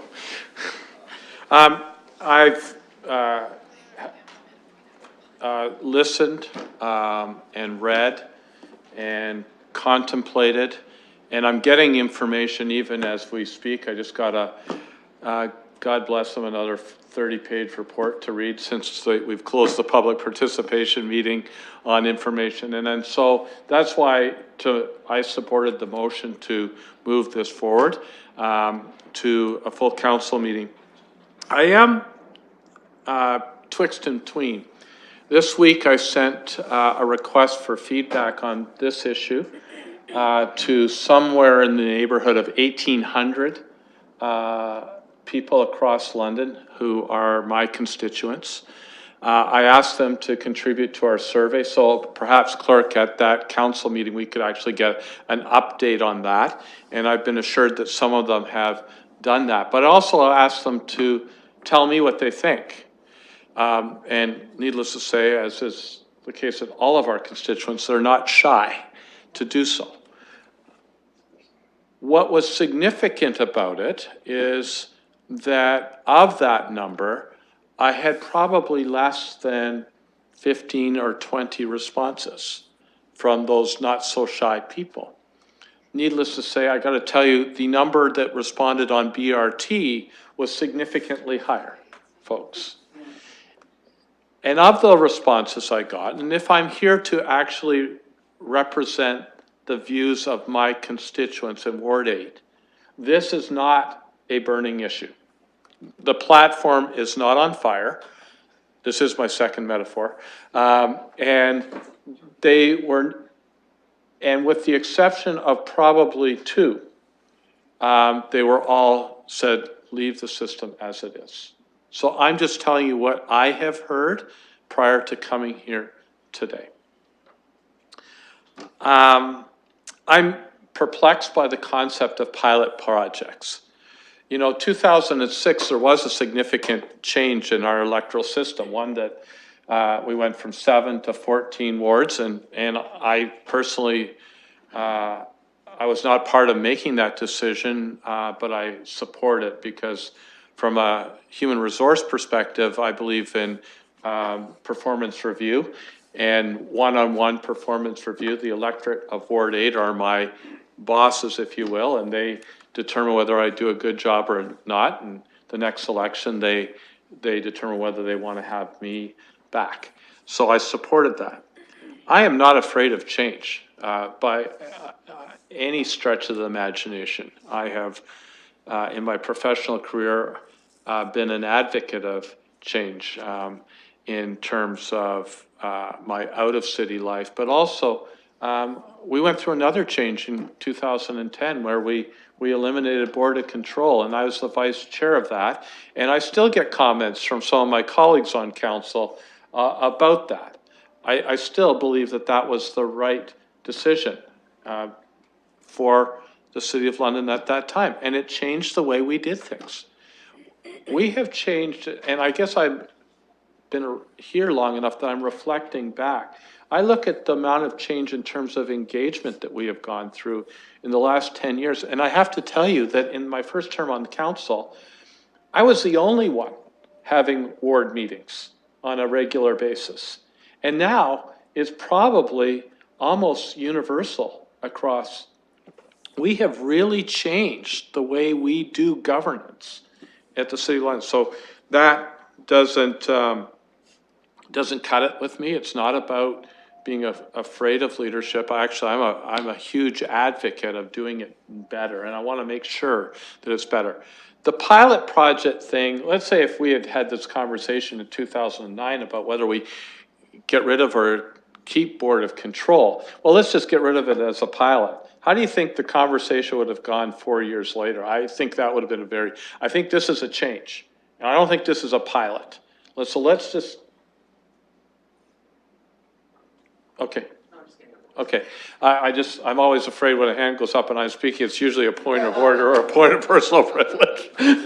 Okay, so I think this is a change, and let's not float it out there as a pilot project. This will change the way we do this on a go-forward basis, and let's make that decision. So I have no problem with that. My number one concern, I said it before at corporate services, the integrity of the election. I have some concerns. I think we don't have clarity on how that would roll out. I'm very confident that the clerk would not certify election before it was certifiable, okay? I'm very, very clear, and I have 100% confidence in Ms. Corman and Ms. Saunders in that respect. I'm not clear on how that rolls out on election night in terms of the public. And that concerns me because that impacts the public perception of the election process. They're not looking at the certification per se. And I think to our colleague who's come down from Toronto, I don't want someone to have, you know, you're the winner at first place in round one. And then an hour later, you're in third place because of the ranked ballot. I think that's an emotionally charged environment. I think we need to get clarity on that. And how does that roll out on election night? Does everyone see round one? Now, to be fair, 9 out of 15 races in 2014 would have been decided by round one. And then there's several others that were very, very close, 48. And I think we can pretty much be confident that that probably would have triggered down there. But I have some concerns about how we report that out, and I'd like to get that clarity. The concept of not radical change, I understand, you know, Councillor Helmer, your point on that. But for many people who have been in the first past the post, the fact that this is the first in Canada, I wouldn't call it radical, but I would call it significant. It is a significant change. A lot of the arguments that are put forward are not overly convincing to me. They're not, I don't see the data, and I'm going to engage with my friends from Women in Politics because I want to see what's behind their assertions. I don't see the data that's behind some of those assertions. I mean, I have to tell you, and since we've talked about 2006, Councillor Morgan and I, the negativity in that campaign, I have to say, was not coming from Councillor Morgan or Councillor Hubert, or candidate Hubert or candidate Morgan at that time. It was actually coming from some of the others and some of the other candidates who were of a different gender at that time. And I reflect on that, and I've reviewed the last 3 elections municipally, and I think I could predict where the ranked ballot would go, with the exception of Councillor Morgan and my experience in 2006. And I say that, and Councillor Morgan and I have discussed this repeatedly, and with actually the greatest of affection, because if we had to lose, we agreed we would rather have lost to either one of us. So, and I'm delighted that he's now here as a colleague. So that's a good thing. So they're very long-winded, and I apologize for that. These are kind of my musings, and I wanted to let my colleagues in on my musings around this issue. I won't be supporting it today. I have not heard from my constituents. As a matter of fact, I've heard the opposite from them. I have some concerns around the reporting out process. I would like our clerk to get on the phone with some of the potential, I don't know how we do that to determine what the process would be. I also have a concern about a question mark around cost. Is it a 20? Is it a 40? Is it a 60? Is it a $70,000 cost for them to develop the computer program? I don't know. And so big question marks like that cause me a little bit of black holishness. And I doubt any of them will give up the proprietary the intellectual property of developing that. So those are my comments. Like Councillor Usher, I'll be listening and reflecting on this over the next 10 days or so. And I will be supporting the suspension of our rules of debate at that council meeting. I think it's good. Not just for London, I think it's good for the province. I mean, our federal government went right across the country and then backed away from it. We have a split city on this topic. So let's have a really fulsome debate on it on May 1st and go forward from there. So thank you for your indulgence. Thank you, Deputy Mayor. I have Councillor Van Holst and then Councillor Morgan. I'll turn the chair back over to you. Thank you, Mr. Chair. And I have a few more comments.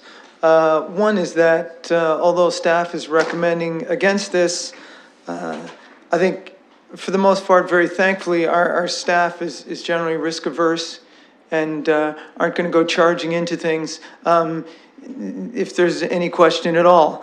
However, perhaps I'll ask, do they think they will be able to do it for the most part? And I think I would like to hear that. I think they know what to do. It's just a matter of the time. The time constraints seem hitting the deadline seems a little iffy. Clerk. Through you, Mr. Chair, that is the unknown. We are, let me make it clear in case it hasn't been made clear by us. We are not opposed to a ranked ballot process. Our concern is, will the technology be ready and fully tested that we're comfortable moving forward? That's our main concern. So I can't really answer that until we'll be ready. If the technology is ready and we've had ample time to test it and we're comfortable with it, then certainly we'll be ready. Thank you very much. A couple other comments about the system. One, I think it might make voting a little easier for some people, just in terms of the anguish over deciding between two candidates. I'm going to go, oh, I don't know should I choose this person A or person B. Well, if I can actually choose both of them, that might make things a little easier and, I don't know, maybe quicker at the polls. I think that ranked balloting is in a way great for Canadians, because Canadians, we don't actually, in many cases, we don't vote for people, we vote them out. That's what happens at a lot of elections, and it's what happened in the election we were in. And in a ranked balloting system, you actually have a better chance of doing that. Because there's three opportunities. If I'm at the door and somebody says, well, I don't like this, and I'm going to vote against you, and I would tell them, well, now you've got actually three chances to vote against me. You could pick one candidate, and if they're not successful in defeating me, then your vote will automatically go to the next candidate, and they might be able to defeat me. If not, your vote will go to the third candidate. So there's three opportunities to get me out. And so I've actually made you have more power over this decision of who's in office. And for that, you should pick me first. So, I do think it will be attractive in that way.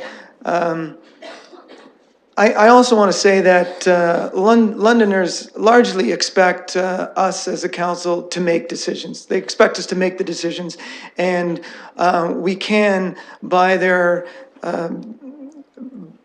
engagement, see where they think we're just capable of doing that. And this may be one of those situations. Like Councillor Usher, I send out thousands of newsletters recently, and in them I included a page where I described ranked balloting. I described it, I showed as my example 2 data sets for the exact same election. One for first past the post, where somebody won with 5 candidates, someone won with 22%, someone with 20% did not win. And then I showed the ranked balloting, where the person who had 20%, also everyone else voted for them second. So it was kind of an edge case, but you've got a system where in first past the post, a person had 22% of the first votes, and in ranked balloting, another candidate had 100% of the first and second. So more people would be likely to be happy with that vote.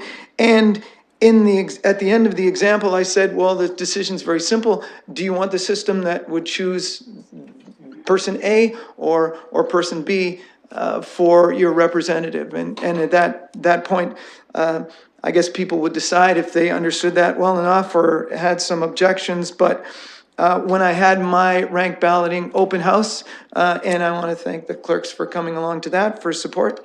After the thousands of newsletters and the sign and the postings on social media, one person attended, and it was actually a candidate that had ran against me, and after looking at the system was in full support of the ranked balloting. So there we go. I think this is a decision that's probably going to be fine for us to make, and our citizens will be happy with us making it. So those are my last points. If I've got 30 seconds left, I would say somebody's got to do this first, and maybe London's the right ones. A very small municipality, maybe the expense would be too much for them to change. A big municipality, just the logistics of informing everyone how it works might be difficult. So to actually throw a metaphor in here, maybe this is like Goldilocks, where, there's the municipalities that are too small and the municipalities that are too big, but London is just right for ranked balloting. Thank you. I'm sorry, I think it's Councillor Morgan. I have no idea how to follow Councillor Van Holst when he speaks before me, because I don't do metaphors very well. So before I said I'm not going to ask my colleagues how to vote on ranked ballots. They can decide it for themselves. In looking at what we have before us and in thinking about the processes we've debated this, I am going to ask my colleagues to support the direction that's on the floor, because the only vote that is actually going to matter on this is the vote on the bylaw at municipal council, which this is the committee direction that's going to get us there. There's going to be a committee report. Regardless of how you vote on those two things, the bylaw at the end of the meeting is the only thing that is either going to enact a ranked ballot or not. And so no one can make a decision, before then. And so I don't see a lot of harm in people voting whatever way they want, as long as we get the ability to vote on a bylaw at the May 1st municipal council meeting. So as long as we are able to do that, no matter what the outcome of this decision, we give all of our colleagues the maximum ability to decide. So if there's anything that the clerk needs to tell us about the direction we have and its passing or failure, I think everybody's intention is for us to have the opportunity to vote on May 1st on a bylaw. So I want to make sure that regardless of the outcome of this vote, we have the ability to vote on a bylaw at May 1st, whether we're for it or against it. The provisions of the procedure bylaw are if no majority decision is reached by a committee, then the matter is reported to council without a recommendation and shall be deemed to be in the possession of council for its disposition. Does that mean you're going to have a bylaw prepared in case there's a direction there? Just covering the bases here, because we have to pass something by 11:59 p.m. that night. To use a metaphor, like Girl Guides, we're always prepared.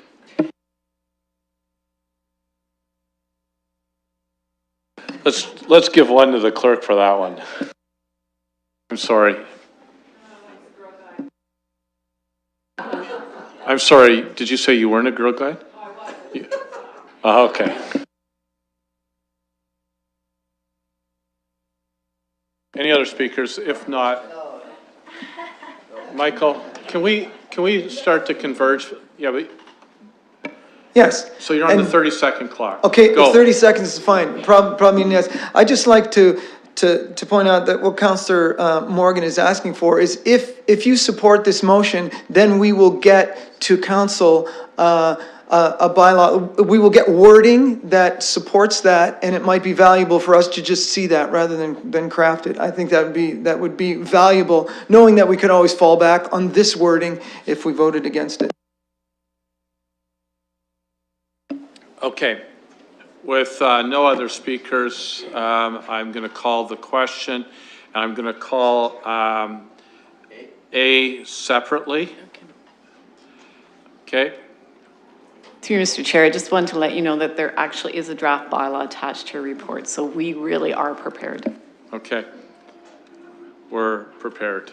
Okay, so A separately, which is be directed to prepare or forward the necessary bylaw to a special municipal council meeting for the purpose of providing necessary direction to implement a ranked ballot process for 2018 election. That is A. I'm going to call A, please.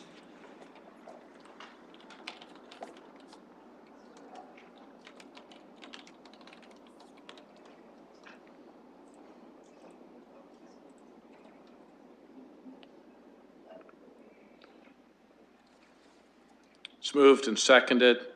Let's open the voting, please.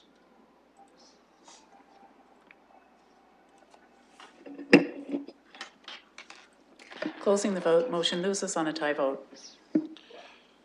Okay, B, C, and D.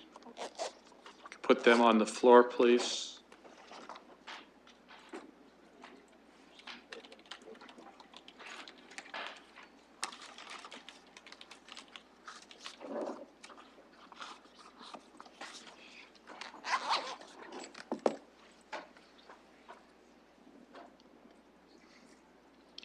And we'll call the vote.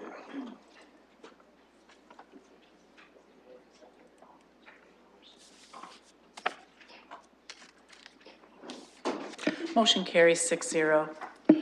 Just to confirm, what time is the council meeting on the 1st of May? Is it at 4 or 5? 11:30 p.m.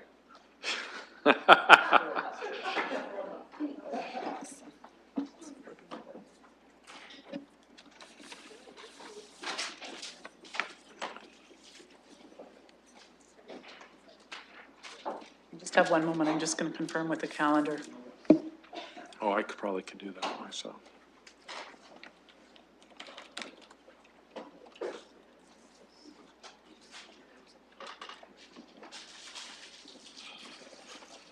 I have it in my schedule for 5 p.m.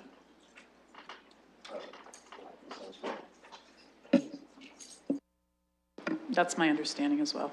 Okay, so just for members of the public, we'll be back on this matter at 5 p.m. on the 1st of May. I think it'll be a very interesting night. I would suggest you have dinner beforehand because I think it'll be a lengthy evening as well. To members of the committee, thank you for a really fulsome and good debate. To members of colleagues, our council colleagues who are here, thank you for your time as well. And to staff, thank you for your Saturday. We don't say that enough, but we know that it's a sacrifice for you to be here as well. Thank you very much. I'll have a motion to adjourn. We have items for direction, deferred matters, and No, there's none of those things.